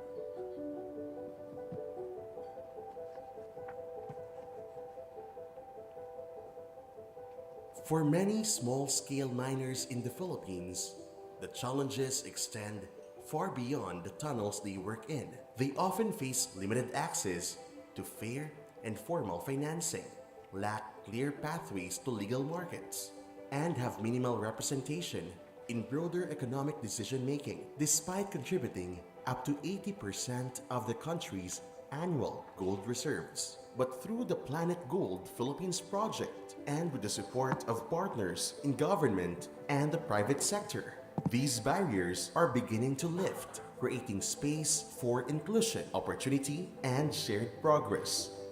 Under Component 2, Access to Finance and Markets, the project connects miners to banks, private investors, and accredited buyers. By opening doors to formal financing and fair gold trade, it gives mining communities a chance to thrive safely, responsibly, and with dignity. Dahil sa suporta ng PJ Lawlier, nakatanggap kami ng 200 streetlight na nagbigay liwanag sa aming mga daan. Inilagay ang mga ito sa mga ruta papunta sa Minhang Bayan, pati na rin sa Barangay Kasalugan. Maraming salamat Planet Gold Philippines sa pagtulong sa amin na makamit ang isang responsabling pagmimina. Through partnerships with institutions like PJ Lawlier and the Bangko Sentral ng Pilipinas, Planet Gold Philippines is helping transform how communities sell their gold and how they are seen.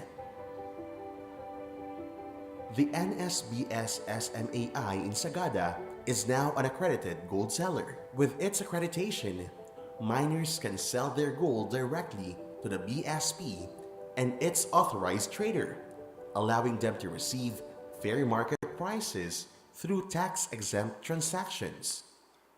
Ang asosasyon namin ay isa ng accredited gold seller sa BSP. Salamat sa tuloy-tuloy na suporta ng Planet Gold Philippines Project. Dahil dito, nakukuha na namin ngayon ang tamang presyo para sa aming ginto.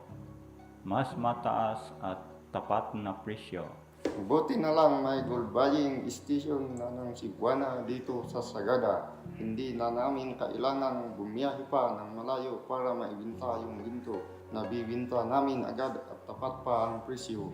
Salamat sa Planet Gold Philippines sa pagkonekta sa amin sa kanila. The project also introduced the Craft Code, Planet Gold Criteria, a due diligence standard that helps miners build credibility with buyers, investors, and regulators. But it's more than just documentation. It's about demonstrating trustworthiness and proving that small-scale gold mining can be responsible, transparent, and profitable. Ang pagiging craft code focal point ay malaking responsibilidad dahil mahalaga ang due diligence para maging responsable ang pagmimina. Hindi lang puro mina ang dapat isipin, kundi pati ang mga limitasyon nito para maging maayos ang gawain. To further empower miners, investor readiness trainings were held across project areas. These workshops helped communities understand how financing systems work and how to leverage them for safer mining, better equipment, and lasting progress. Sa investors training, naunawaan ko na para maging ligtas ang pagmimina, kailangan namin ng sapat na kapital upang magkaroon ng maayos na kagamitan, ligtas na pamamaraan at pag-unlad ng aming komunidad. So far, with the support of the Planet Gold Philippines project, 1,071 kilograms of responsibly produced gold have been sold through formal market channels, meeting the Planet Gold criteria. That is the gold that strengthens local economies and national reserves. Thanks to Planet Gold Philippines, we were able to build stronger, faster connections with small-scale miners. They've become more willing to be accredited and to sell their gold legally through the Bangko Sentral ng Pilipinas. This shift not only supports responsible mining, but also strengthens our national gold reserves and in turn, the economy. The impact goes beyond mining through financial toolkits, traceability systems, and social enterprise models. The project is reshaping the narrative, positioning miners as partners in development, not as liabilities. Our partnership with Planet Gold Philippines has enabled us to build stronger connections with the small-scale miners and facilitate their entry into the formal market. The supplier agreement is actually an important step in sustaining this connection, as it also supports the BSP's position on responsible mining. From Sagada to Paracale, miners are now part of a supply chain built on trust, transparency, and hope. With each gold transaction, a new story is being written, one of dignity, opportunity, and responsible change. At Planet Gold Philippines, we see the huge potential of small-scale gold mining to help communities grow. But to unlock that potential, miners need access to fair markets and financial systems. With the right support, they can build a safer, more sustainable livelihoods and become active players in a responsible gold supply chain. All right. And now that the context has been set, we will proceed to dive deeper into financial access and formal gold markets. And we're joined again by three distinguished panelists bringing insights from the government, the private sector, and the mining community. So please join me in warmly welcoming the Assistant Governor for the Regional Operations Subsector of the Bangko Sentral ng Pilipinas, Ms. Rosabel Guerrero. Welcome. We also have with us the President of Oro Resources Trading Incorporated, Ms. Rose Elaine Ferrer. And we have a miner and craft code focal of Sagada, Ms. Emmy Toyoken Donggail.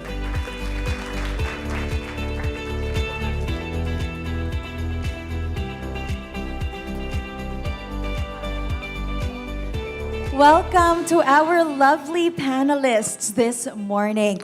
I will direct my initial questions to Ms. Rosabel Guerrero of Bangko Sentral ng Pilipinas.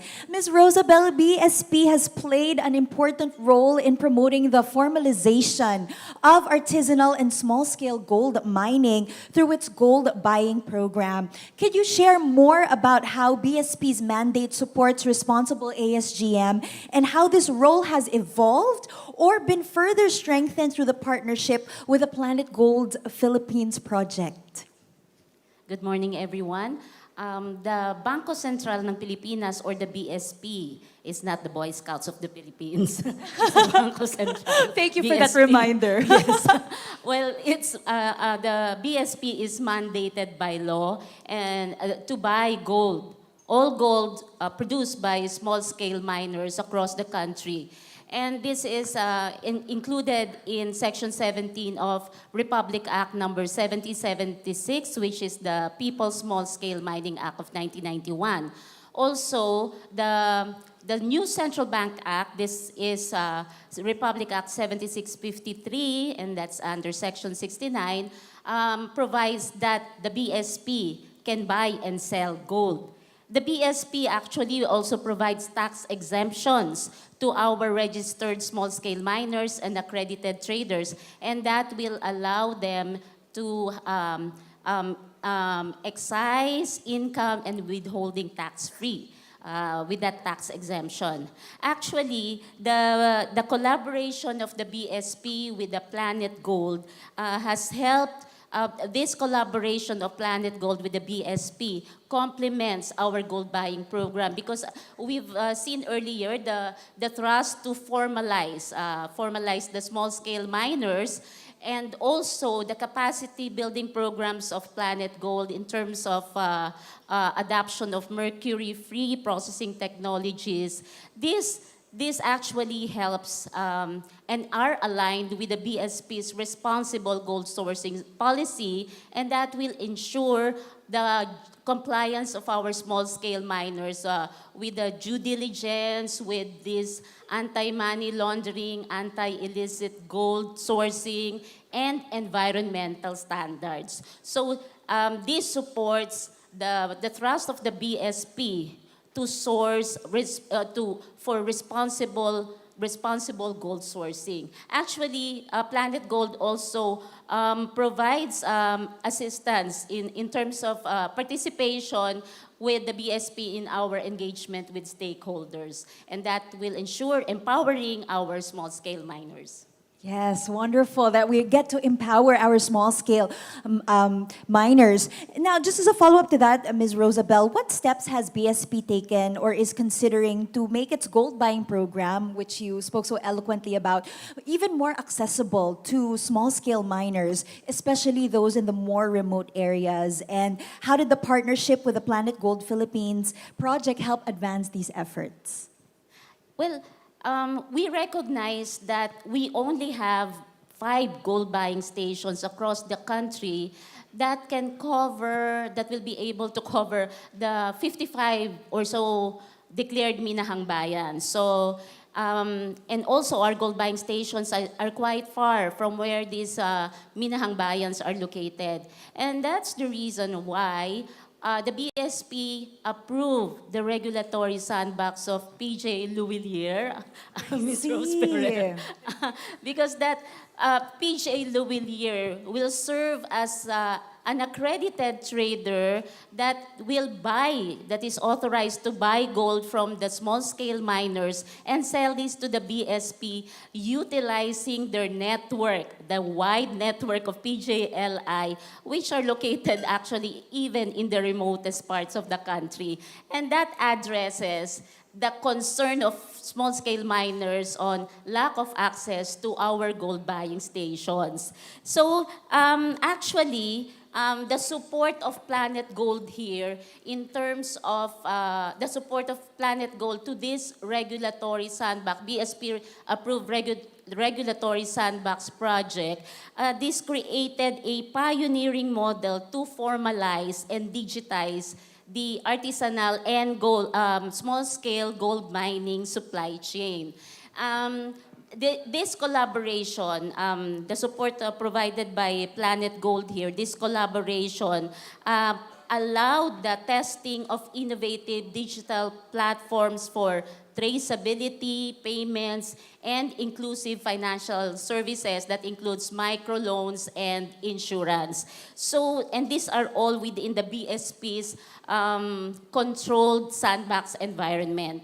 And also, because of the Planet Gold's support to the promotion of the Mercury-Free practices, that allows, in addition to the formalization of the small-scale miners, that allows the small-scale miners' compliance with not just this due diligence, anti-money laundering, as I've said, anti-illicit gold sourcing, that also allows compliance with environmental standards. So this is an important role played by the Planet Gold in this respect.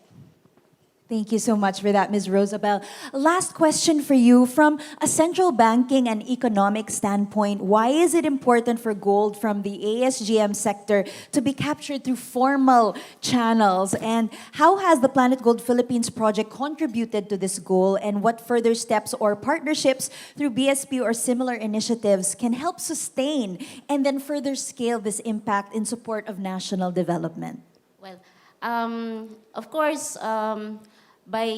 through the formalization of the small-scale miners, we are able to buy from them, and buying from them will translate later once this gold are processed, refined. This will translate to higher international reserves for the country, and these international reserves, these foreign assets of the country, can be used. This serves as an external liquidity buffer so that in case capital flow stop, we don't have foreign investments, there's some external shocks happening in the country, and we do not have access to these capital flows, the international reserves can be drawn upon to meet the demands, net demands for foreign exchange resources. And that's the reason why it's very important to have an adequate supply of gold that's part of our international reserves. So the partnership with Planet Gold here, by the Planet Gold's capacity building programs to formalize the small-scale miners, adopt these Mercury-Free processing technologies, and also the capacity building programs to access for small-scale miners to access fair markets and financial services. This allows the BSP and the accredited traders to be able to increase, by buying from them, that increases the volume of responsibly produced gold. That becomes part of our international reserves later. Now, we would like to continue expanding the provision of gold buying services, and we hope that we could continue to have PJLS providing that huge network where our small-scale miners can sell their gold. And the BSP will continue to engage with all these partners, also with the local government units and other partner agencies, to ensure that we are able to provide a good environment and a good support to our small-scale miners. Thank you so much, Ms. Rosabel Guerrero, for those wonderful insights from the Bangko Sentral ng Pilipinas, not the Boy Scouts of the Philippines. Thank you again. Speaking of the regulatory sandbox project, which Ms. Rosabel Guerrero was able to begin discussing, my next set of questions are from Ms. Rose Elaine Ferrer, President of Oro Resources Trading Incorporated. So, Ms. Rose, Oro Resources' current work builds on the foundations of the Cebuana Luwalier Sandbox project, which piloted a gold buying program in partnership with the BSP. Through your collaboration with the Planet Gold Philippines project, this Kale and Sagada, could you walk us through how this partnership helped scale the pilot and what key services or innovations were introduced as a result? Okay, so to everyone, magandang umaga po sa inyong lahat. So again, I'm from Oro Resources Trading Inc. We are an accredited trader of the BSP, and thank you so much to the BSP. They're able to accommodate our innovative idea in terms of utilizing our 3,500 to be possible connectors, no, of our SSMs to the BSP. So, and to all of the project stakeholders, especially to Planet Gold Philippines and our SSMs in Paracale and Sagada. So basically the main connection or the main synergy between our project and Planet Gold is that there's a common goal, thus there are common activities done for efficiency. So specifically, Planet Gold became our John the Baptist, or the one who essentially emphasized to our SSMs, especially our partners in Paracale and Sagada, the importance of selling their gold to the BSP or to BSP accredited traders. So as Ma'am Bong mentioned, it's essentially to contribute to the gross international reserves of the country and to the economic stability. So joint activities or joint missions trips to Sagada and Paracale to discuss our gold buying program, to make sure that all of the details of our program are clear to our SSMs, and we actually answer the issues, the main issues of our SSMs. And specifically for Sagada, so through the project, through Planet Gold, they were able to support our small-scale mining partner in Sagada to be registered with the BSP. In effect, we were able to purchase gold from them. So this is again with a close collaboration with our colleagues from BSP North Luzon. So they've been, it's never a private sector NGO success. It will always have to be a holistic success. And for this, we wanted to acknowledge the full support also of the BSP regional offices in terms of making sure that all of these necessary requirements for provenance or for due diligence are properly translated or understood by our SSMs. Thank you so much for driving home that holistic success and that cooperation between different offices and sectors to ensure that holistic success indeed. Ms. Rose, as a partner of the Planet Gold Philippines project, how did you see the initiative help build trust and acceptance in ASGM communities, especially in areas like Paracale and Sagada, where trading has deep roots? So you already mentioned yung pagiging John the Baptist, leading the way.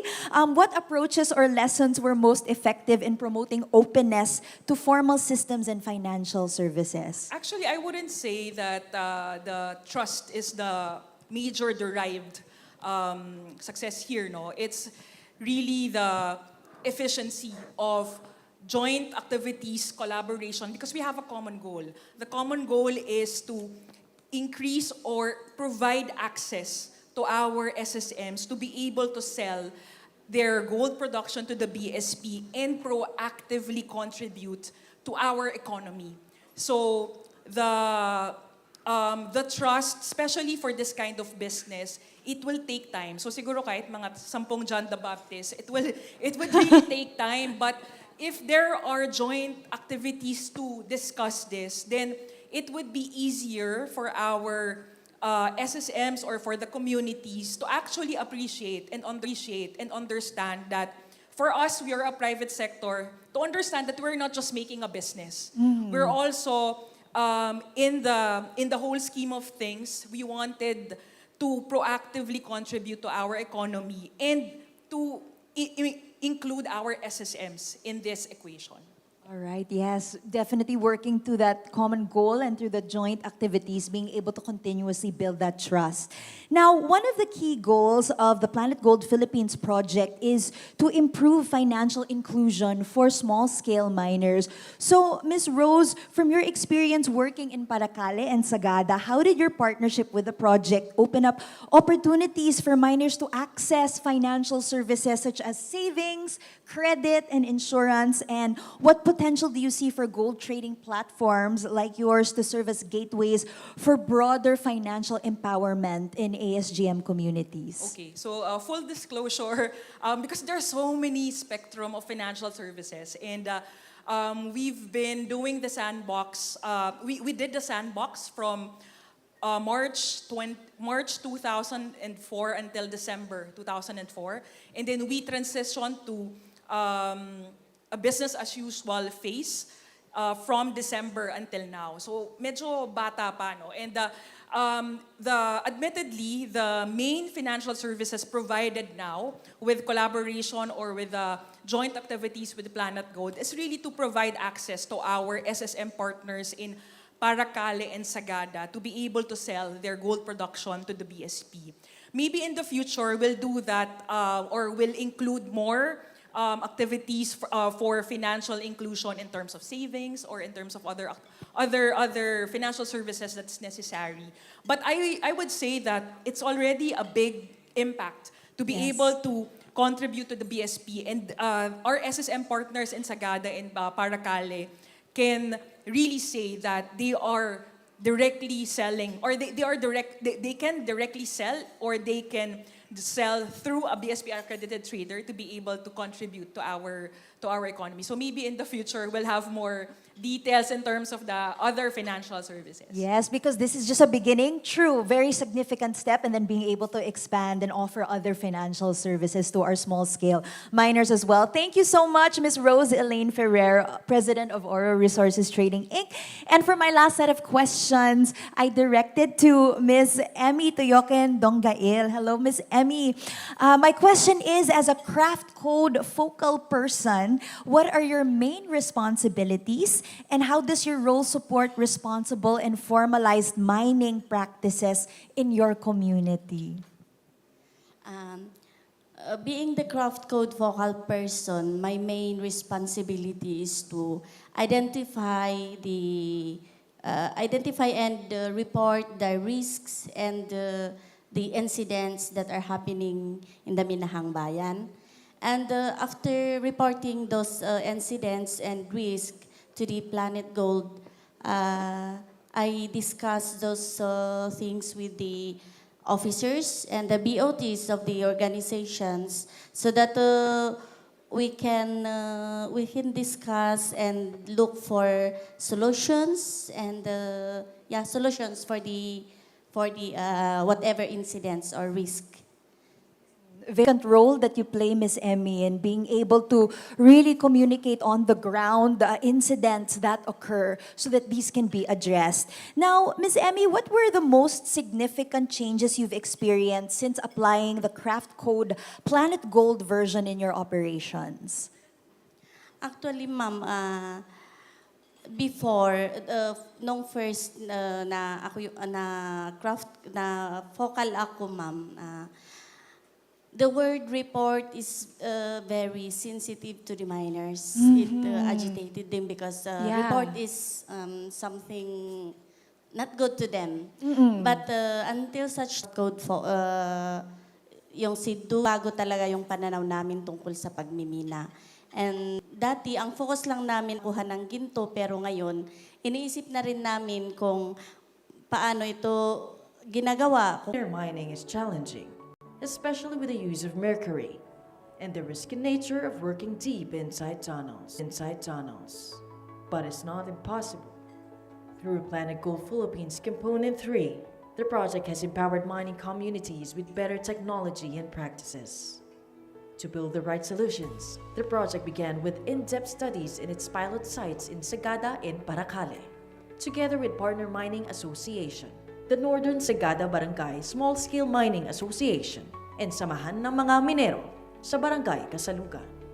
From site assessments and land surveys, to gender studies and health and environmental reports, these data help the project understand the needs, practices, and aspirations of mining communities. Sa Planet Gold Philippines, hindi lang basta teknolohiya ang dala. Inunawan nila ang aming kultura at tiniyak na ang solusyon ay akma sa aming pamumuhay.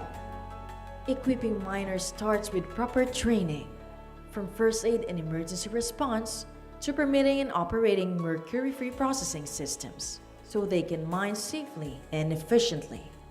Dati kami lang ang nagtuturuan, lahat batay lang sa karanasan ng kung paano maging ligtas at responsable ang pagmimina. Training also included basic and maritime occupational safety and health, ventilation, rock support, drainage, and mine rescue, helping build a strong safety culture above and below ground. The project also provided complete safety and rescue equipments for both sides.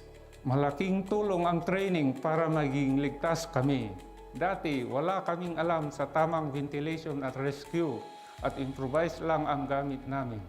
Ngayon, kampante na kaming bumaba sa minahan. Through the project support, miners have secured crucial government permits and licenses. Declaration of Mineral Processing Zone, Mineral Processing License, Small-Scale Mining Approval Renewals, and Environmental Compliance Certificates, formalizing their operations for longer-term sustainability. With project support, mining associations funded essential registrations and training of pollution control officers, safety officers, and managing heads, reinforcing good governance within their organization. Bilang safety officer, tungkulin kong tiyakin ang kaligtasan ng grupo. Dahil sa training ng Planet Gold Philippines, alam ko na ngayon ang tamang gawin para mas ligtas at maayos ang aming pagmimina. Akala ko dati, hindi malaga ang ganitong posisyon. Pero ngayon, alam kong bahagi ito ng pagiging responsableng minero. Kinararangan ko magamit ang natutunan ko para sa ikabubuti ng aming operasyon. The heart of this initiative, the Mercury-Free processing systems. These processing plants, built and handed over to the partner mining communities, empowering miners to operate safely and responsibly, eliminating mercury use through hands-on training and local ownership. In Sagada's Minahang Bayan, where miners have long rejected mercury, the facility honors their indigenous culture and commitment to chemical-free gold processing. Built with pure gravity concentration, it processes up to 4 metric tons of ore daily, achieving at least 60% gold recovery without a single drop of mercury or chemicals. Pinapahalagahan ng Planet Gold Philippines ang aming kultura bilang katutubo, lalo na ang paninindigan namin na iwasan ang kimikal. Malaking tulong sa amin ang plantang ito. Mas malaki ang kita at ligtas ang kalikasan. Tailings are safely stored and processed at the upgraded Itugon facility, also supported by the project, ensuring no gold is lost. The community stays safe, and Sagada miners earn more. Dati, benebenta lang namin ng mura ang tailings kasi limitado ang proseso namin, kaya hindi namin ito napapakinabangan.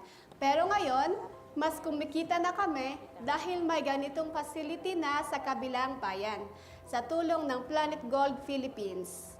In Paracales, Minahang Bayan, where mercury use is common, the new MFPS provides a safer, more efficient alternative.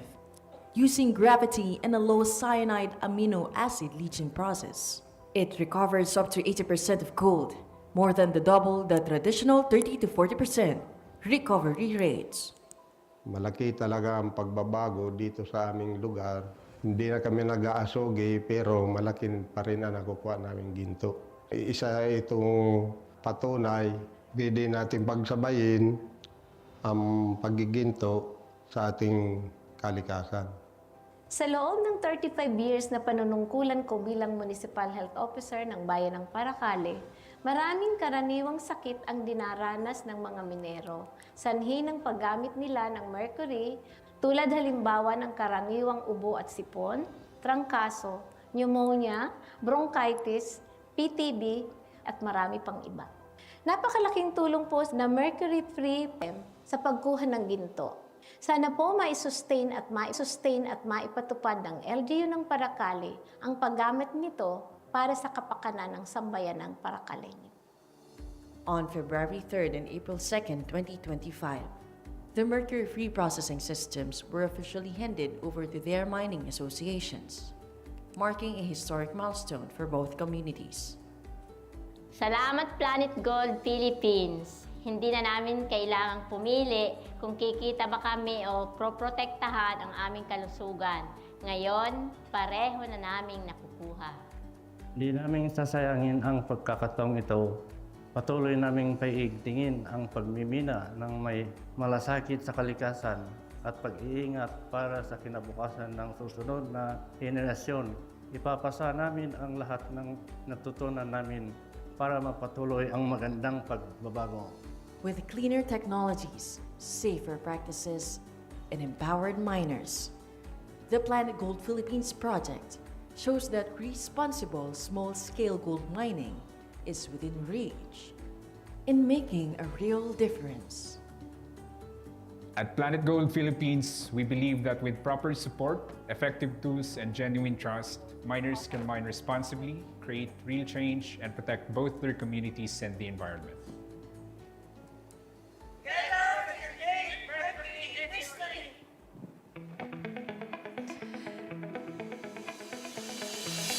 Together we can make Mercury history indeed. This component focused on developing mercury-free gold processing systems that are safe, efficient, and realistic for small-scale mining communities to be able to adopt and sustain. Now, to help us unpack this further, let us welcome our distinguished panelists. We have the National Technologist of the Artisanal Gold Council Philippines, Engineer John Joe Gayao. Welcome. Also joining us for this panel is the Chief of the Metallurgical Division of the Mines and Geosciences Bureau, Engineer Bernardo Bitanga. Welcome. All right, my first two questions are for Engineer John Joe Gayao. Engineer John, can you walk us through the major components of the MFPS and how these really contributed to eliminating mercury use while maintaining or improving gold recovery for small-scale miners? The planetGOLD Philippines project installed 2 mercury-free processing systems, as shown in the background. We have one in Sagada and another in Paracale. So the major difference between the two is the MFPS in Sagada is a mercury prevention system, while that in Paracale is a mercury elimination system. I say that because before intervention or before the project came in, Sagada community was not used, and we wanted it to stay that way. So, yung gold ore nila is pinaprocess nila through the traditional sluicing method, which would typically recover around 20 to 40%. Now, with the MFPS, we incorporated proven gravity concentration methods, which are the shaking tables. And at the same time incorporated or added additional crushing and grinding circuits, which not only improved yung gold recovery nila to 60%, but also improved or increased yung throughput or the amount of ore that they can process per day. So that's for Sagada. For Paracale naman, prior intervention, they were actually one of the major users of mercury sa small-scale mining industry. meron silang tinatawag na mga ball millan. Dito nila grind yung gold ore and then afterwards ginagamitan ng mercury. Yung mercury-laden na tailings after gamitan ng asoge or mercury, dinadala nila sa mga leaching facilities where ginagamitan din ng cyanide. Now, with the MFPS sa Paracale, mercury use is totally eliminated by introducing a two-stage recovery process. So meron tayong gravity concentration. Hindi lang siya through shaking tables, but we also introduced two newer technologies, which are yung helicoidal concentrator and yung centrifuge or centrifugal concentrators. And then we also incorporated yung cyanide amino acid leaching, a safer, medyo safer, cost-effective na alternative for solely cyanide na leaching. Now, with this combined, yung gravity concentration and the cyanide amino acid leaching, we were able to increase yung gold recovery ng Paracale to at least 80% from the usual 30-50% na gold recovery. Hindi lang yun. The facilities does not only include yung processing equipments, but also we added training centers. Meron tayong mga established or well-built na tailings ponds.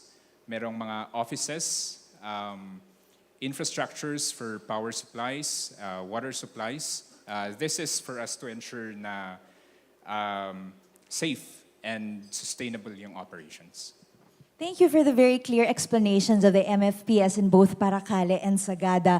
Now, engineer, from a technical standpoint, what lessons did the project learn from the design, the installation, and the community rollout of the MFPS that could guide future efforts to replicate this model elsewhere in the country? Three major lessons, or a couple of lessons. First, the MFPS is not a one-size-fits-all solution. So each community is unique. So yung design, installation, community implementation should be tailored sa individual community needs. Of course, taking into account yung local customs, yung values ng communities, yung social structures, yung existing skills ng miners, as well as yung locally available resources.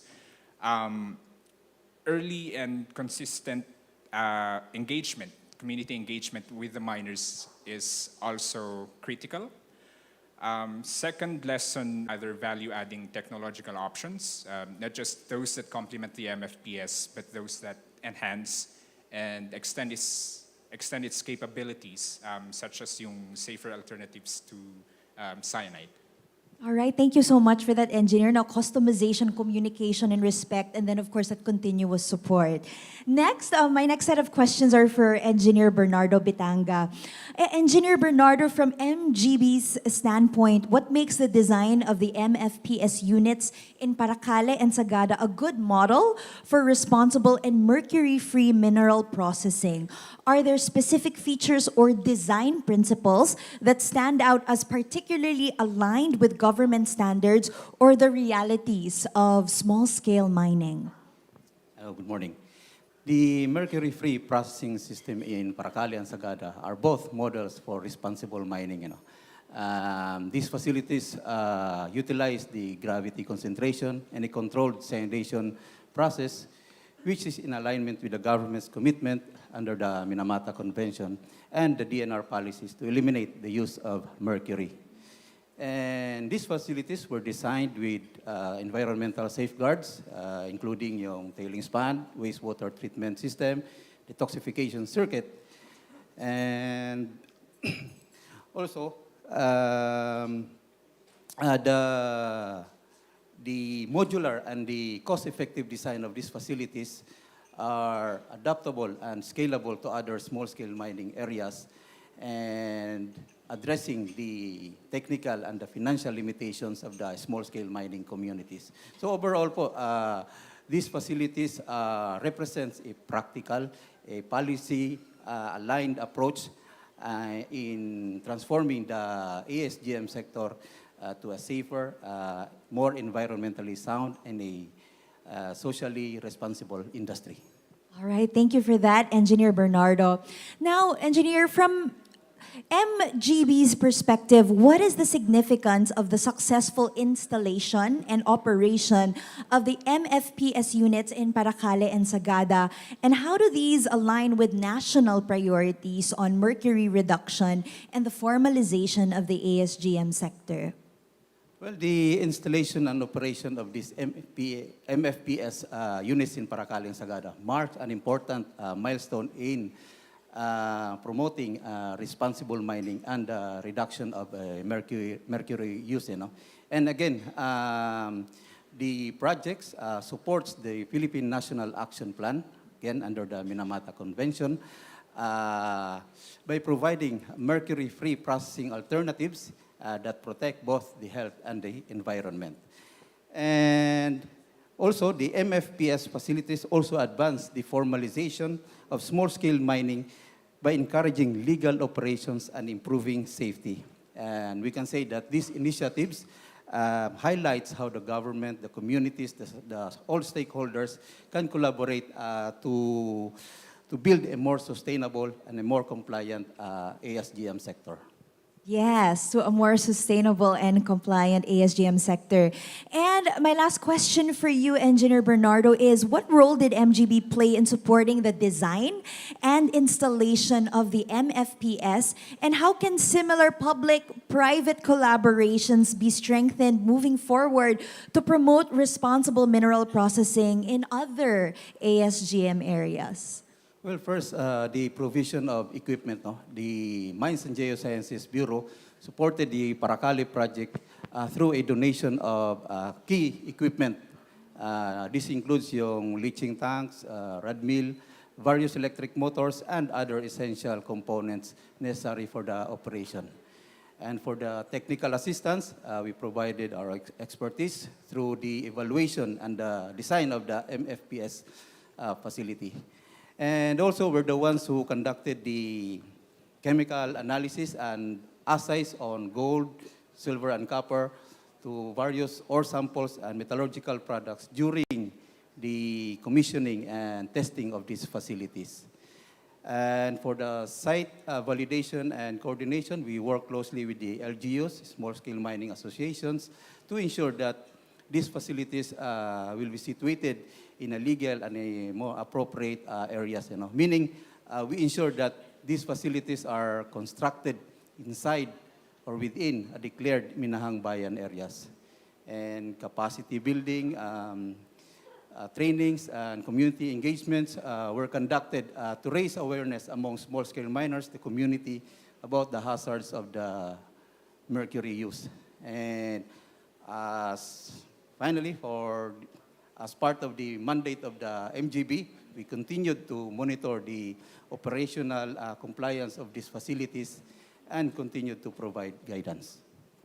Thank you so much. And a round of applause for our panelists. Thank you so much to Engineer Jonjo and Engineer Bernardo for all of your insights. And of course, they're going back to their seats. We are so comforted to know that mercury-free mining is no longer just an aspiration. It is doable, it is real, it is happening, and is replicable. So point well said and well noted.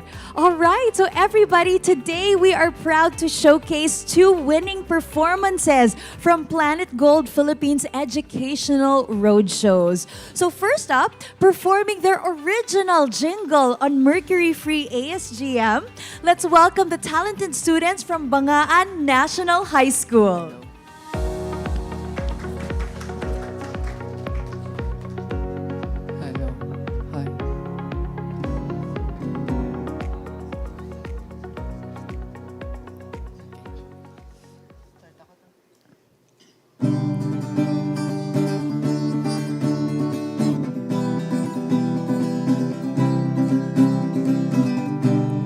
Tayo'y biniyayaan na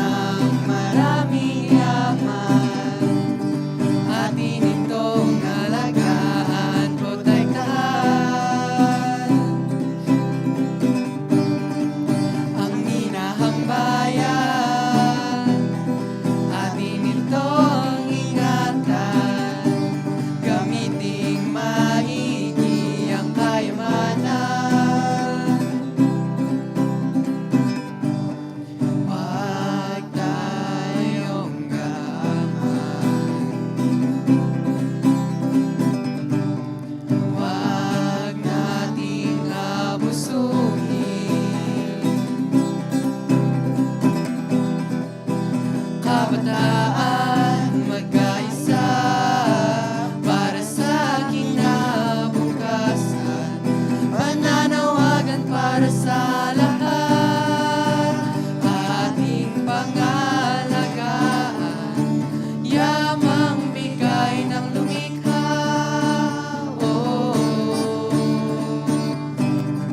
Tayo'y may pananagutan,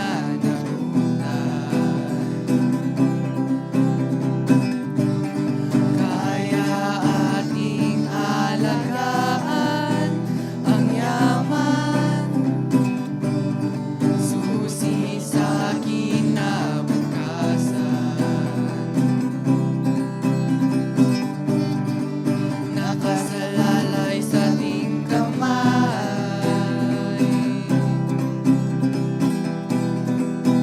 Kabataan magkaisa para sa kinabukasan, pananawagan para sa lahat, ating pangalagaan, yamang bigay ng lumikha.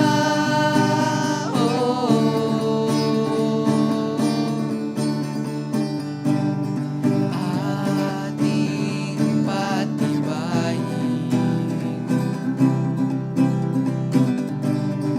ang ating pamayanan tungo sa kaligtasan, pananawagan para sa lahat, ating pangalagaan, yamang bigay ng lumikha.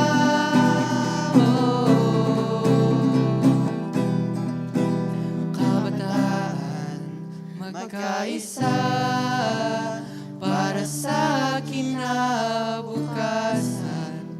pananawagan para sa lahat, ating pangalagaan, yamang bigay ng lumikha.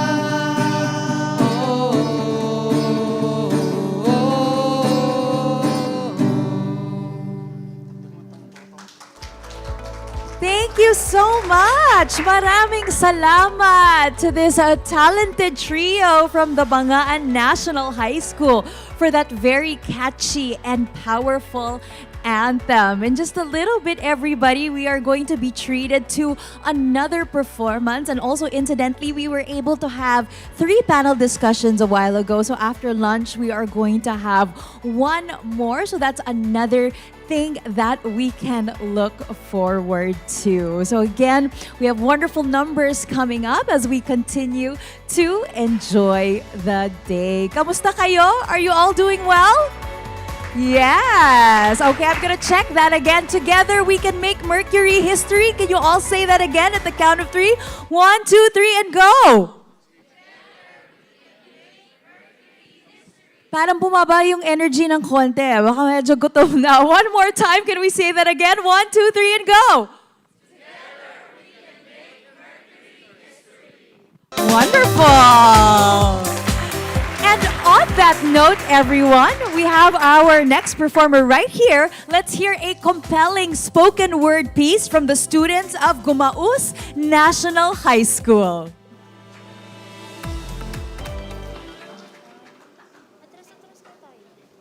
Ginto. Pagmasdan mo ang masogi. Tubing na pilak, akala'y inosente. Ngunit sa bawat patak, may lasa na mahigpit.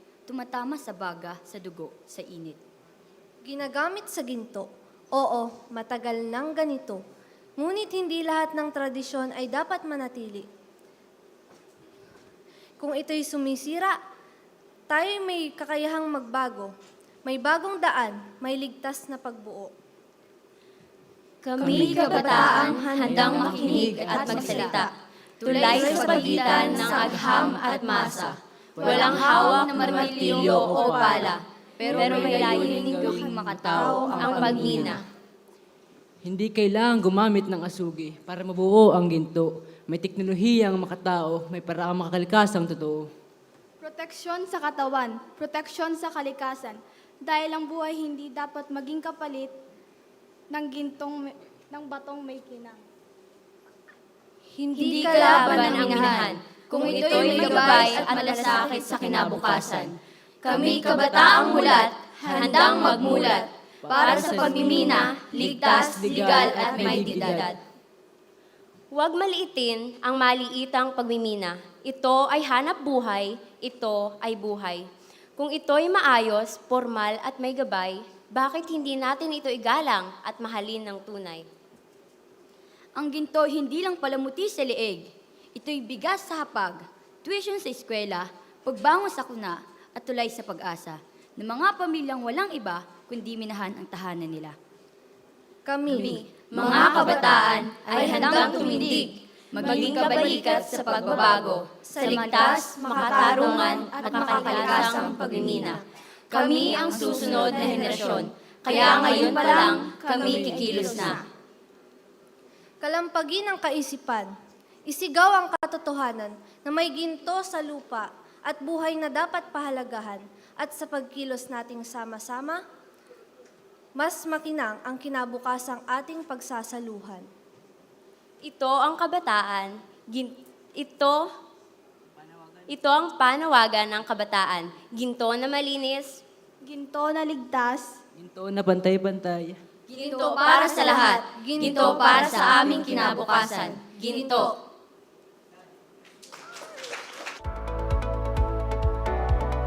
Kudos and congratulations to the Gumaos National High School for that very creative and powerful piece. Such a sharp use of words, very compelling and very, very impactful. Let's give them another round of applause.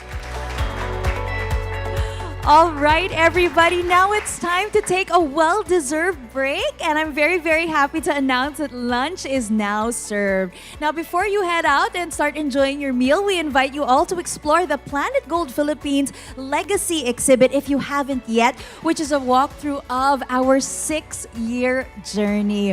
Inside the exhibit, you'll be able to find highlights from our field milestones, an actual gold ore sample. I was taking a look at that a while ago, alongside gold produced using one of the project's Mercury-Free processing facilities, and our legacy wall, which captures the core of the program. Also on display are our key knowledge products, their children's storybooks, training modules, and of course our newly launched coffee table book. So do not forget to explore the exhibit during the lunch break. So everybody, have a wonderful lunch break, enjoy your meal, and we'll see you later for the rest of the program. Thank you so much.